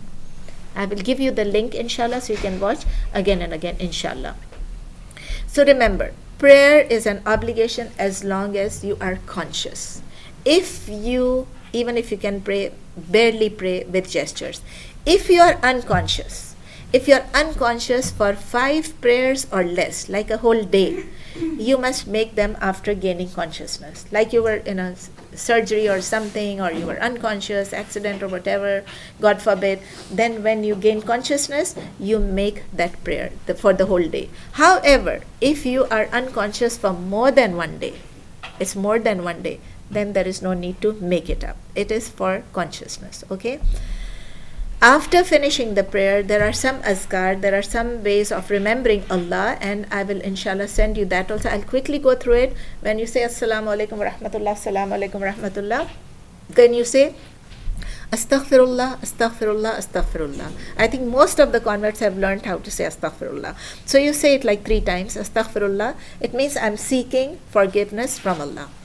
And whatever shortcomings were in that prayer, may Allah forgive me. It means that you are saying Astaghfirullah just because of this prayer that you did. There may be some shortcoming. Then you recite the Ayat al-Kursi, which is the verse of the throne, Allahu la ilaha. Inshallah, I will send you this also. Then you make tasbih of Allah. You glorify Allah by saying 33 times, Subhanallah, Subhanallah, Subhanallah. 33 times Alhamdulillah, Alhamdulillah, Alhamdulillah, and 33 times or 34 times Allahu Akbar, Allahu Akbar, Allahu Akbar. If you say it 33 times, then the last, you have to make it 100 altogether. So the last time is La ilaha illallah wahdahu la sharika la lahul mulku wa lahul hamdu wa huwa ala kulli shay'in qadir. Or you say 34 times Allahu Akbar. It completes your tasbih, yani glorifying Allah. You are glorifying Allah, you are praising Allah, you are thanking Allah, you are saying Allah is the greatest. It is also recommended, it is a sunnah to recite 3 surahs after finishing your prayer. Surah Ikhlas, Surah Falaq, and Surah Nas. These are the last 3 surahs in the Quran. Qul huwallahu ahad, Qul a'udhu bi rabbil falaq, and Qul a'udhu bi rabbin nas. This is the end of the prayer. Now let us see what is allowed during the prayer. What is allowed? You can cry out of the fear of Allah. It is allowed during the prayer. Crying will not break your prayer. Unless you start like howling and bowling and loud crying. No, you can cry out. When you're crying from the fear of Allah, it's not that loud, right? You can recline due to illness or due to old age. Otherwise, you shouldn't recline. I mean, if you're sitting on a chair, you should sit like this. Unless you can't sit without a support, then you sit like this. Okay? Remember that. Carrying a child. Some people think that you cannot carry your child. The child goes on crying and crawling and running and disturbing the whole place, and this is not fair to the child. It's not fair to the child. If you have a small child, you can carry the child while you are praying. The Prophet ﷺ allowed it. Then you can also pray with your shoes on. Some people think you have to take off your shoes while you are praying. If you are praying in a masjid, if you are praying on a carpet, obviously you will take off your shoes. If you are praying in a place where it is required for the shoes to be taken off, in a masjid, in a mosque. But if you are praying here, you can pray with your shoes on. If you are praying anywhere in the forest, in the desert, on the beach, when the beach you will have your shoes off. But if you are praying anywhere, in the mall, at a station, at an airport, you don't have to take off your shoes, okay? Now, these are the things that are allowed in the prayer. What are the things that invalidate the prayer? Some things, if they happen, your prayer gets nullified. You have to repeat your prayer. What? Number 1, losing your wudu, right? Remember, you have to be in a state of wudu. You have to be in a state of purification when you are praying. So if you lose your wudu, that means you have to make wudu again. You have to break the prayer and your prayer is broken. You have to go make wudu and start again. Turning your whole chest away from the Qibla. Turning your face is okay, but turning your whole chest away from the Qibla also breaks your wudu. But if you are somewhere, for example, you are performing Umrah, you've gone for Hajj, somebody is pushing you, and you go like this or like that, then it's okay because that time is a special time, unique time. Okay, performing several consecutive movements which are unnecessary and not part of the prayer. Itching is okay because itching is like natural. You can't you stop it for a while, but then you say, no, it's itching, I have to feel comfortable. You can itch. You can cover your mouth if there is a yawn. Try to suppress your yawn as much as you can. Just, it will be inside your mouth, but don't do like this, okay? But if you're doing like this, suppose it happens, you can't stop it, then put your hand on the mouth. If you are sneezing, you're blowing your nose, this, be careful, don't make it too much. If you are coughing, you can put your hand, all these things are allowed only a little bit. Not that you're continuously doing it. You're just continuously in your prayer and you're scratching and scratching, unless you have an illness, you have a disease, then nobody's stopping you.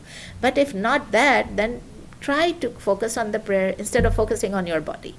Okay, so these are the things. And during the prayer, you cannot speak something other than the prayer.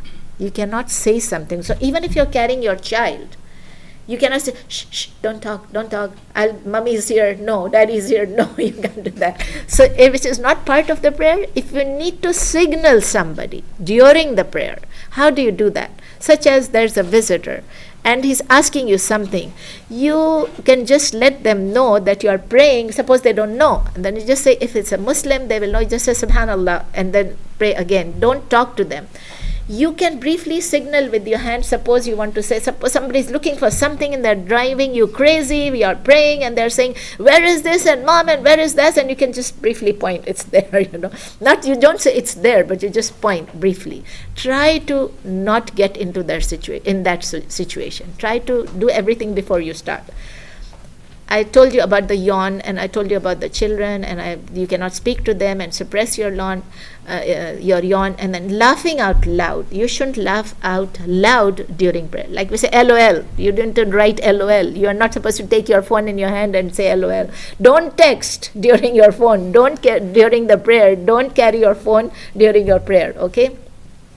So some people, like I said, they want to learn the prayer and they keep the phone, but don't keep it in your hand. Keep the phone somewhere there, and then you can hear it. Put it on speaker so you can hear the whole recitation and you can follow it. And if your laughter is so, like something happened and maybe the child did something and you just had to laugh, then try to control your laughter. And if it's just a little bit only you can hear, your prayer will not be broken.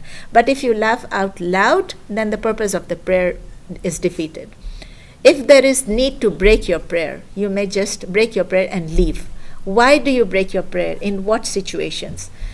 If your life is in danger, maybe in danger. You don't know whether it is, but maybe an earthquake or whatever, or there's fighting going on or something, you can break your prayer, okay? So these things you can break. If there is a poisonous animal, you're on camping, you're praying and you see a snake coming or anything, a scorpion or whatever, you can break your prayer. You don't have to say, no, Allah will protect me. No, that's not the attitude. Allah will protect you, but Allah has allowed you to break your prayer. So you break your prayer. If somebody else is in danger, you are praying and you know that there's a fire, or you know there's a child is on the verge of just falling somewhere, or you know that his life is in danger, or there's a pool over there and the child might get into the pool, you have to stop praying and you have to save the child, okay? If you see that somebody is stealing your possessions, it has happened a few times over here. Non-Muslims have entered mosques and they have stolen things. It has happened not only here but also at airports. If you see your purse is lying here and somebody is picking you can break your prayer and take your purse. Or you can just grab your purse. You don't have to break your purse, just grab your purse and keep it near you. Put it in here. If something is burning, you know that it can catch fire. You can break your prayer. Burning, literally burning, not like a match with something which can get fire. If you need to relieve yourself, you want to go to the toilet, you are in need of going to the toilet, you shouldn't continue your prayer. You should break it, go to the toilet, relieve yourself, make wudu again and come back. There is another thing, you are praying, but your focus went away for a little bit and now you don't remember how many units you did. You were supposed to do 4 units, right? For Zohar, for Asr, for Isha. And suddenly you think, oh my God, how many units did I do? Did I do 1? Did I do 2? Did I do 3? Or have I completed 4? What do? You are unsure. So you have to take it default that whatever you remember. If you remember exactly you've done 2 rakats, but you're not sure about the 3rd rakat, then whatever you are certain about, you base on that, and then you make 2 sujood, 2 prostrations of forgetfulness, and you continue your prayer. Let me tell you how to do that. You continue your prayer. If you think, oh, you did 2 instead of 3, so you make another 2, or make another 1, or if you said you were supposed to do 4 and you did only 2, make another 2 rakahs, complete the 2 rakahs, and before finishing the prayer. Before doing the assalamu alaikum, what you do is you go into sujood. After all the dua and everything, you go into prostration one time. Subhana Rabbiyal A'la, Allahu Akbar, Subhana Rabbiyal A'la, Subhana Rabbiyal A'la. You get up, Allahu Akbar, you go again while sitting, go into prostration again, Subhana Rabbiyal A'la, Subhana Rabbiyal A'la, Subhana Rabbiyal A'la 3 times, and then you get up and then you make the Assalamu Alaikum wa Rahmatullah Assalam. This is a way how if you missed something in the prayer, don't make it a habit to do it all the time. But if you forgot, if you are not sure how many rakahs you've done, or you missed something which is not an essential part of the prayer, you missed something and say, oh, I didn't do that. Just make the sujood of sahu, or the 2 prostrations of forgetfulness. There are certain times when you are not allowed to pray. What are the timings when you are forbidden to pray? After you have prayed your fajr, your morning prayer, do not pray anything until the sun rises. Do not pray anything after Fajr prayer, after the morning prayer, any other prayer. You can do Quran, you can do Tasbih, you can do whatever. You can make the remembrance of Allah, but don't make another prayer until the sun rises. But if there is a reason to pray, then it is okay to pray. For example, there is a funeral prayer at that time, you can pray. Or you missed your prayer, then you can make that up at Fajr time, after Fajr. Second forbidden time is during sunrise, while the sun is rising. While the sun is rising. It takes about 15 minutes, right? While the sun starts, you can see the start of the rising of the disk, and by the time it goes up, 10-15 minutes. So make it that, just to be on the safe side, just wait 15 minutes. Don't pray any prayer while the sun is rising, okay? After 15 minutes, when the sun has gone up, it's bright, then you can pray. Third time is when the sun is at its zenith. Remember, I told you the sun is at the top. Your shadow is the smallest. That is again about 15 minutes. It is the time, remember I told you that once it crosses the zenith, the time for Zohar starts. So at that time, just before Zohar, about 10-15 minutes before Zohar, don't start another prayer. It is okay to pray again, if there is a need. If it's a funeral prayer, or if you are when you go to for Umrah or for Hajj, you are performing the tawaf. After that, you have 2 rakahs. You can pray that. You are entering into a masjid and you pray a tahiyatul masjid, the salutations to the masjid. These things are, but there are differences of opinion what time you can pray and what time you can't pray these. During sunset, again the sunrise, just like the sunrise, the sunset is also about 15 minutes. So while the sun is setting, do not pray at that time. Just wait another 15 minutes, while the sun is setting. When the sun sets fully, then it's time for Maghrib. However, if for some reason you missed your Asr prayer, the late afternoon prayer, then you can pray the late afternoon prayer until the sun sets. I told you before sunset, like 15 minutes while the sun is setting, don't pray. But if you have missed your Asr prayer and it's time, you were driving, you were whatever, you couldn't pray, or you fell asleep, you wanted to pray but you just overslept, your alarm didn't work, or you closed the alarm, you went back to sleep, something can happen, then you can still say your prayer just at the time of sunset, okay? But you should try your best to pray Asr earlier. These are the 5 daily prayers. Other than these, you have some sunnah or recommended prayers which are highly recommended to pray. And if you pray these prayers, these are along with the obligatory prayers, the 5 daily prayers. So I'll go quickly through it because I want you to ask questions.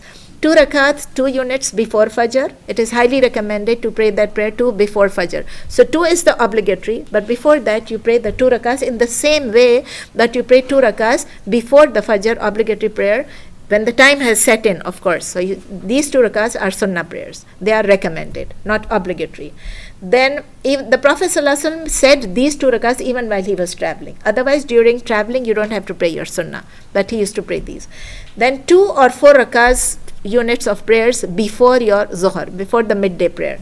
2 rakats after the Maghrib and 2 rakats after the Isha prayer. The Prophet ﷺ said, whoever prays these 10 or 12 rakats in a day, a house will be built for him or her in paradise. So it's recommended, it's not obligatory. If you don't have time, you don't pray.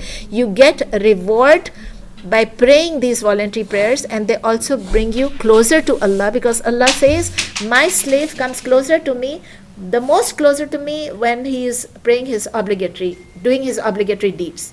But the second most important thing is the voluntary deeds. And these prayers also make up for any shortcomings in your 5 daily prayers. And these prayers you can say while sitting, even in the car, anywhere, right? One very important prayer is the witr prayer. The witr means odd number, like 1, 3, 5, 7, 9. The Prophet ﷺ would never miss his witr prayer even when he was traveling. The odd prayer, which is prayed at the time after Isha. After you pray your night prayer, like the 4 rakahs, and if you do the voluntary prayer, then you do 3 rakahs of witr after Isha prayer. In Ramadan, you will notice when you go to the masjid, inshallah, for Taraweeh, you will pray the Taraweeh, whoever can go, then you will notice that after Taraweeh, they have witr prayer. Like it's an odd number, 3 rakahs of witr prayer. There are different ways of praying the Salatul Witr. One is like you pray all 3 units together without sitting in the middle. One is like you pray 2 rakahs, you make the salam, and then you pray 1 separate rakat. And the third one is like the Hanafi way, is like the Maghrib prayer, like you pray 2 rakahs, you sit down, and then you get up. In the witr prayer, there is an extra recitation of qunut. So if you can learn the qunut, it's very good. Pray the qunut. If you miss it, it doesn't invalidate your prayer. Another thing that most of the new Muslims ask is how to join the prayer in Jama'ah. When there's a congregational prayer, when you go to a masjid, what happens? All males are strongly recommended that they pray 5 times in the masjid, okay, the 5 daily prayers in the masjid. Where there is no masjid, it's okay, they can at least pray in the group with other people. So if you miss the congregational prayers, like for men, if they are sick, they are traveling, the weather is extreme, then they can, if there is danger to they cannot leave the house, then it's okay. But women and children should not also be discouraged from going to the masjid and pray. Some people think that women have to pray in the house. They can pray in the house, they pray in the masjid. They are allowed to do both. It is not something that is forbidden in Islam. Some people think that no, women should not go to the masjid. So if they can go to the masjid, they should be encouraged to go to the masjid. If they can, to attend any classes, to attend any lessons or any events in the masjid, and even pray in the masjid. So for the group prayer, there is an imam. He is leading the prayer. Now all the rest of the rows are behind the imam. We are all the followers. The imam is leading, we are all the followers. The men have to be in the front, like you see in the masajid, in the mosques. The women are in the back rows or in a side room. Usually we are in the back rows. So women start their rows, forming the rows from the back side. They come forward. The men start from the front, they go to the back side. The children can either join the fathers or the mothers, or they can be in a separate row in between the men and the women. If there are only 2 people praying, like say you and your husband are praying, so the husband stands in the front and the wife stands behind the husband, and they can pray in Jama'ah at home. It's good to do that. If there are 2 men only, there are not so many rows, the 2 men stand side by side. If there are 3 men, 1 in the front and 2 at the back. Okay, clear? Don't leave any gaps. Sometimes we see that there are large gaps, and somebody wants to stand on the right, somebody wants to stand on the left. No, try to squeeze so that there is no space. So when the imam starts, he says Allahu Akbar, you also say, not before the imam, because we are supposed to follow the imam. He says Allahu Akbar, then you say Allahu Akbar, and you also, then let him do the recitation. When he is reciting aloud, you can keep quiet, or you can repeat it in your heart. When he finishes Surah Fatiha, you say Ameen. When he recites the surah, you listen to it again. When he goes into ruku, when he says Allahu Akbar, don't go before him. That's the point. Don't go before the imam, you have to follow the imam. When he goes into ruku, you go into ruku. So it's easy, just follow the imam, inshallah. The other thing is, if the imam moves to the next part of the prayer. Suppose it's a silent prayer and you're doing your Surah Fatiha, but the Imam was really fast, he finished it in no minute, and you are very slow and you can't do it because you are still learning how to do the Fatiha, and you say Alhamdulillah Rabbil Alamin Ar-Rahmanir Rahim Maliki Yawmiddin, and you see the Imam goes into, or you joined late and the Imam goes into ruku, what do? You leave the Fatiha and you follow the Imam. Following the Imam takes precedence over finishing your own recitation. If the Imam makes a mistake in the prayer, he will do a sujood of forgetfulness, like I told you, you also do it. If you make a mistake, you don't have to do if you are behind the Imam. Your mistakes are taken care of.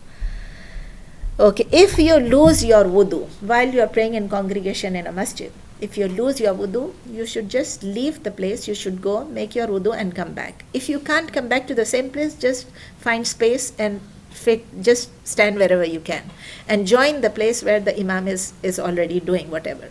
Okay, and then those who are standing, who did not go for wudu, who did not break their wudu, they are in the line, they should fill that gap. They should not leave those gaps. They can move in the prayer. Remember, you can move in your prayer to fill in the gaps. What if you are late and the Imam has already started? A lot of people are really confused about how to join a congregational prayer when you are late. When you come in late, just come in, don't rush, don't run. You have to rush, walk fast, walk normally, walk fast, but don't run. The Prophet ﷺ don't come running to the prayer. Running means hastening is okay, but when you're coming, don't cross people and I want to go in the front row. No, don't try to do that. Just find whatever place you can, and then whatever the Imam is doing, whether he is in prostration, whether he's in bowing, whether he's sitting, whether he's standing, don't worry about that. Just say Allahu Akbar like you did standing, Allahu Akbar, and then you join wherever he is. If he is in prostration, you also do prostration. Now what happens? You do whatever he is doing, and suppose that was the last rakah, the last unit, or the second last unit, or whatever. What do? When the Imam finishes the prayer, now you will find out that he was on the last rakah. Oh, I have 3 more to catch up. When he does the Assalamu alaikum wa rahmatullah salam, you don't do the salam. You don't finish your prayer. You get up, and whatever rakahs you have missed, you complete those. If you miss 3 rakahs, you complete 3. If you miss 2, you complete the 2. Okay? So I think the last topic is a prayer when traveling. A lot of people ask these questions, that what do we do when we are traveling? How to pray when we are traveling? Allah subhanahu wa ta'ala has given some concessions while we are traveling, and we did some of those, like we did on the tayammum bit. If you don't find water, you do it. That's also for traveling and non-traveling.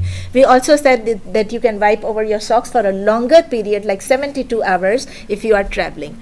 There is another thing that you do while you are traveling, which is shortening the prayer. Okay, so where there is 4 units of prayer, like for the Zohar, for the Asr, and for the Isha, for these 3 prayers, instead of praying 4 units, you pray 2 units. The prayer is half during traveling. The Fajr prayer is 2 rakat, so it cannot be 1 rakat. It just stays 2 rakat. The Maghrib is 3, you cannot make it 1.5. It stays 3. So when you make the intention to travel, you begin shortening your prayer, okay, as soon as you leave your city. Suppose you are here and you are taking your plane from LAX. Then as soon as you go to LAX, you are in another city, you are at the airport, you can start shortening your prayer. Similarly, Allah has given us the concession of combining 2 prayers while you are traveling. That's what I was telling you in the beginning.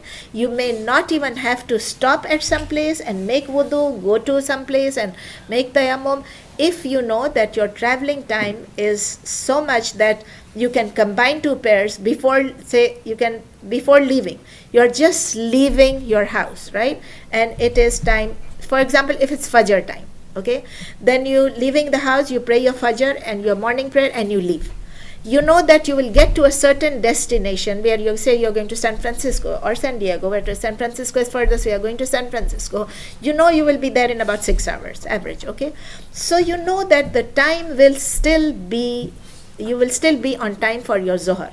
you can go over there and pray your Zohar, and you can pray. If you are late and you arrive there at the time for Asr, it's okay. You have to have your intention that I'm going to pray, but I'm going to combine my prayers. So when you get there, you pray your Zohar and Asr together, in the sense that since you are traveling, you are going to pray 2 rakas instead of 4. So you pray your 2 rakas of Zohar, you make the salam, and then you get up and you pray your 2 rakas for Asr. Combining Zohar and Asr. You cannot combine your Fajr with anything. Fajr is separate. Combine your Zohar Asr, you can combine that, and if you are traveling, you can combine your Maghrib with Isha. You can either pray it early, like you can pray the Asr with Zohar, or Zohar with Asr. Similarly, you can pray the Isha with Maghrib or the Maghrib with Isha. Got it? Like the time for either prayer has to be there. And then you combine these two. But don't leave any long gap. Question? The slide? Yes, we can show the slide, but I have the slides. I didn't send it to Hakim. So we can just show it later once they're done. Yeah. Yeah, inshallah. Yeah, we can email or we can show it later. If Hakim wants to go, let him go. So you must pray these 2 prayers one after the other, not after a long gap. Look, I'm combining my prayer, but I'll say it after 5 minutes or 10 minutes. No, you can't do that. If you're combining, you have to finish one prayer and start the other prayer. So what, again, now the question is, what is considered to be traveling? When are you considered to be a traveler? There are differences of opinion. Some say 3 or more days. Some say 15 or more days. Some say you are traveler as long as you do not have the intention to become a resident of their place. You go to a country, you go there, and you don't have any intention of become a resident over there, of living there. You are a traveler. Even if you travel for a month or 2, you are still a traveler. So there are differences of opinion. There are some ways of determining this. If you are traveling locally somewhere, if you have traveled, say, at least 50 miles one way. At least nowadays you commute 50 miles. So I'm going to come to that. So if you have traveled at least 50 miles one way, you are going to San Diego or somewhere, then it is considered travel. If you have packed your bags and your supplies for the journey, it means you are on travel, right? If you are letting your neighbors know, please take care of my mail, you are on travel, of course. If you have left your city or your country of residence, cross to another city or country, you are a traveler. Some scholars say there is no specific distance as long as it is called traveling. You are in a state of travel. You left your house, you went away, but you can't say that I'm coming from Orange County to LA, it's traveling. No, that's not traveling, okay? So it is based on custom. It is based on what the community considers traveling. If the majority of the population say consider that traveling to San Diego is traveling, but if the majority of the population say, no, we commute to San Diego, so then it won't become traveling. So let me give you a classic example. I will end with this example. This is the example of New York and New Jersey. What happens is, if you ask the people of New York that they are going to New Jersey for something, will they say it's a travel? You tell me. You said yes? Who else? For work. It's not travel. No, I'm saying somebody is going to New Jersey. From New York, remember, it's New York to New Jersey. You're living in New York and you're going to New Jersey. Will it be traveling? Yes. Most of the people will say it's traveling. That is the community's perception. Why? Because nobody will want to live. I mean, like, who would want to live in New York, pay a higher rent, buy a more expensive house, and everything is more expensive, and then go to New Jersey for working? If you're working in New Jersey, you might as well move to New Jersey, right? Makes sense? If you ask the people of New Jersey, they are going to New York, will they consider it travel or will they say commuting? No. They will say it's commuting, not travel. Because people want to live in New Jersey and they commute to New York for working. Why? Because New York is more expensive. So it depends on the community. What is the reason? The reason is, again, I'm saying that distance becomes irrelevant at such times. Why? Because you are living in one place and you're commuting to the other place. There may be certain places over here outside of LA and Orange County and outside in the suburbs of LA. People live in the suburbs and they commute. They might be commuting a distance which is more than 50 miles a day, more than 60 miles a day, more than 80 miles a day. But if it is commuting distance according to the community of the people of that area, it will be counted as commuting distance and not travel. And if it is considered a travel, like my teacher would to say, I was like studying in Canada, and he would say, from here, if you're going to Niagara Falls, will you consider it traveling or not? Some people, yes, I work in Niagara Falls, I do this, Niagara Falls. And then he would say, would you take something with you? Would you have your own cup of tea with you when you're going there? No. So you're on travel. Because you are in a state of travel, you will not have your own bedroom, your own bathroom, your own cup of tea, and you will be going there. You will be having food outside. You will have to buy stuff. You will have to take sandwiches with you. It is considered traveling. So that is how travel is. So it is a state. Nobody can give you an exact definition of what is travel. So I hope I have covered all the relevant points. If you have any other questions, please ask me. The floor is open for anybody who wants to ask questions. Yes, Amma. I have a question. I read that if you are fasting and you don't do your prayers, but you're doing your fasting, it is not valid. Fasting and prayer are two different things. They're both obligatory, right? If you're fasting, right? You fast 1 month in a whole year, right? That is the month of Ramadan, and you have some voluntary fasts as well.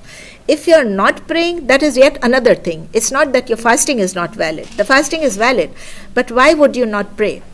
Your praying is 5 times a day you have to pray. So I think prayer comes first. You pray, both of those are equally obligatory on us.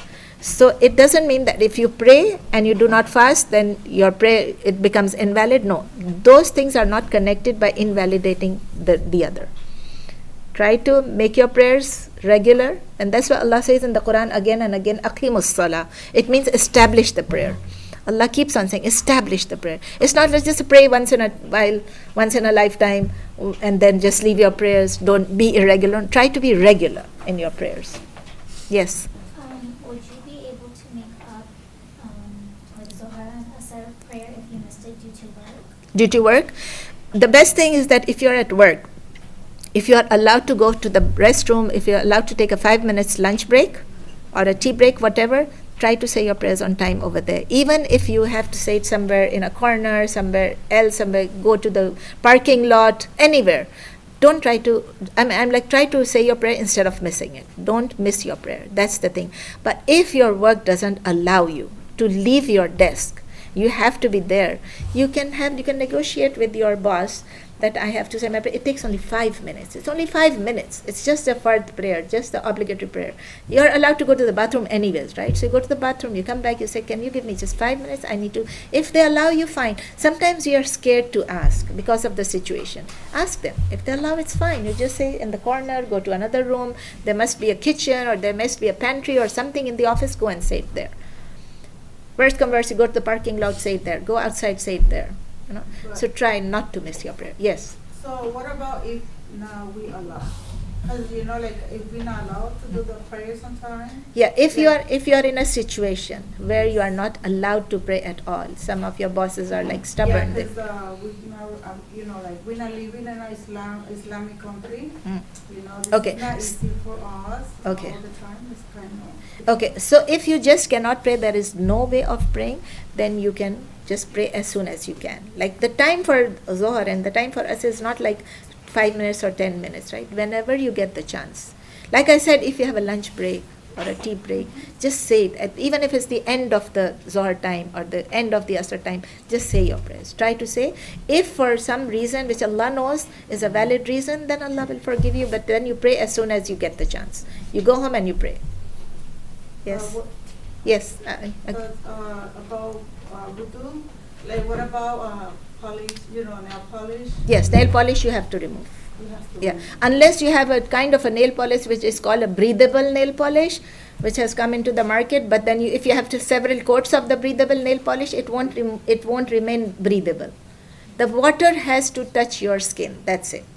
It has to go to your nails and your skin.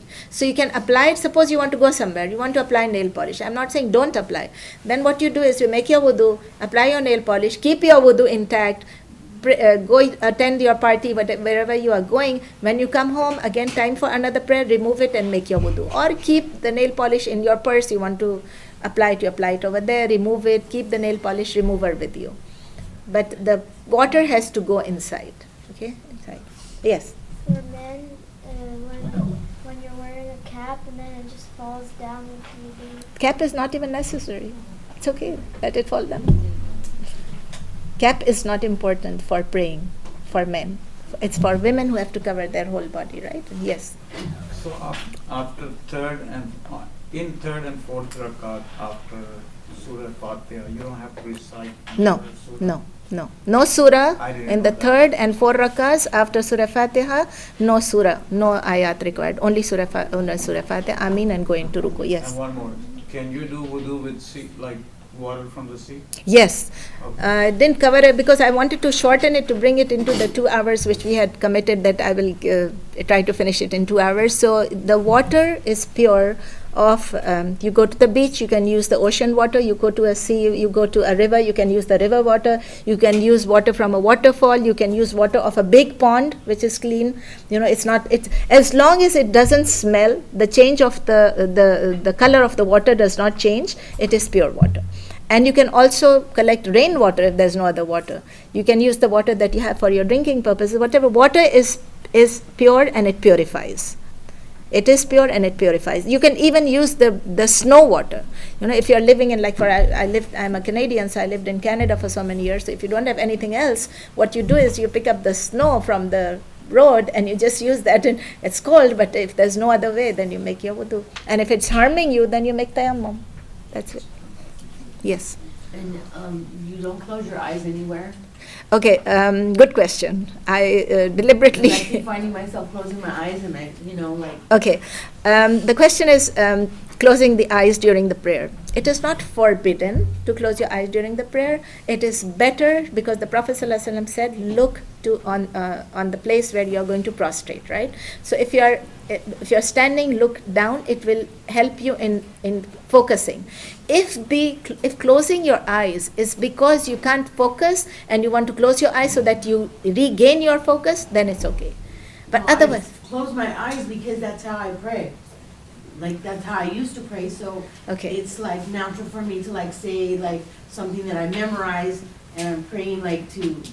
As a And so I'm trying to non-Muslim, you used to pray while your eyes were closed? Yes. So you're used to that, that's why. So try to get in the habit of opening your Which eyes. I am, but I keep finding myself. Yeah, it's still okay. It's closing okay. my That's eyes. natural. It comes naturally. Some things that you can't do, Allah doesn't put hardship on you. Remember, for all of you are almost converts, right? Except for some spouses. So if you are converts, remember, Allah is not hard on you. Allah doesn't want hardship for you. Allah wants you to learn. You have a time and space, and you have the energy and the capability to learn things and to adapt to certain things. If you are used to a certain way from childhood till now, if you're living in Christianity or living in Judaism or living as a Hindu or whatever, then you have a certain way of doing your ibadat, doing your worship. It takes a while. Try to get away from it. Try to, sometimes open your eyes, force your eyes to yourself, but don't put yourself in hardship. It's not forbidden completely. It's preferred that you look down. Okay? Anything else? Any questions, Layla? You came late, so you must have a lot of questions, but inshallah, I'm going to send this. I'm going to put this into a text, and we have, like I told you, I was supposed to get the books, but the person who is in charge of the books for the Dawah committee, Brother Jamal, he is sick, and he could not give me the books. So I will get the books, inshallah. I will try to give it to you. Like there's English and there's Spanish. Is everybody for Spanish books, or somebody needs the English book as well? Is this the one that says how to pray? Yes. Oh, I have it. Yeah. You have it from the IIOC, Uh-huh. from our masjid? Yeah. So how many people need it? 1, 2, 3, 4, 5, 6. So I'll get 10 copies, and maybe I can just Amal, can you help me in giving? Amal, can you help me in distributing the books to the people? book, please. The Spanish? Okay, I'll just get 10 books, try to get 10 books, inshallah. I was supposed to bring it today, but Brother Jamal was not well, so he couldn't give it to me. So, inshallah, we'll do that. Any other question? Is everything clear? Ramadan is coming, inshallah. Tonight we have Taraweeh. Tomorrow is fasting, inshallah. So when you if you get time and you get the space and you get it's close to you, then try to attend the Taraweeh. It's very iman boosting. It's very refreshing, and it puts your soul into a lot of peace. and tranquility, because you're listening to the Quran. Go to the best recitation you can go to if it's close to you. In our masjid in IIOC, we have one of the best recitations by Sheikh Muhammad Faqih and Sheikh Muhammad Mana. They are excellent, mashallah. So you really enjoy the Taraweeh. Taraweeh is not meant for enjoyment, but when you are comfortable, you are enjoying it, you can focus more, and try to memorize some of the surahs during Ramadan. Try to memorize Surah Fatiha at least, and some of the prayer stuff. Try to listen to it if you can't. If you can read it, good at reading, do it. And try to fast. It's difficult for people who have not been Muslims to try and fast, whatever they can. You can't force yourself, so try fasting one day. If you can do that, try 2 days. If you can't, you can leave a gap and then again. Inshallah, Allah is going to help you. Allah makes things easy for people who try to do things just to please Him, inshallah. And please make dua for everyone, for me, for yourself, for all of us, and for the Muslim community, for the Muslim ummah, for the Muslim nation. A lot of places people are really suffering. They cannot attend classes, they cannot fast, they cannot pray. Especially you see in China, people are being stopped from fasting and from praying, and they are in detention camps and all that, and a lot of other places in Syria and Palestine and Kashmir and many other places where people are going through a lot. So make dua for them, make dua for the whole community, and please feel free to, I will send you emails and I will send you the literature, all the text, and feel free to send me emails whenever you need to, okay? Jazakumullah khair, subhanakallahumma wa bihamdik, nashhadu an la ilaha illa ant, nastaghfiruka wa natubu ilayk, subhana rabbika rabbil izzati amma yasifun, wa salamun ala al-mursalin, walhamdulillahi rabbil alamin.